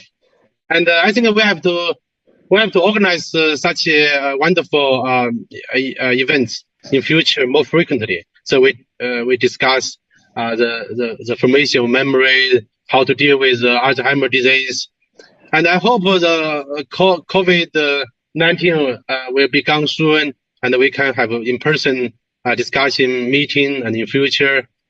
And okay, thank you again. By the way, we have like more than 100 audience online, so very exciting meeting. So thank you again. Thank you. Yeah, hope see you again somewhere. Bye bye. Bye. Thank you. Bye bye.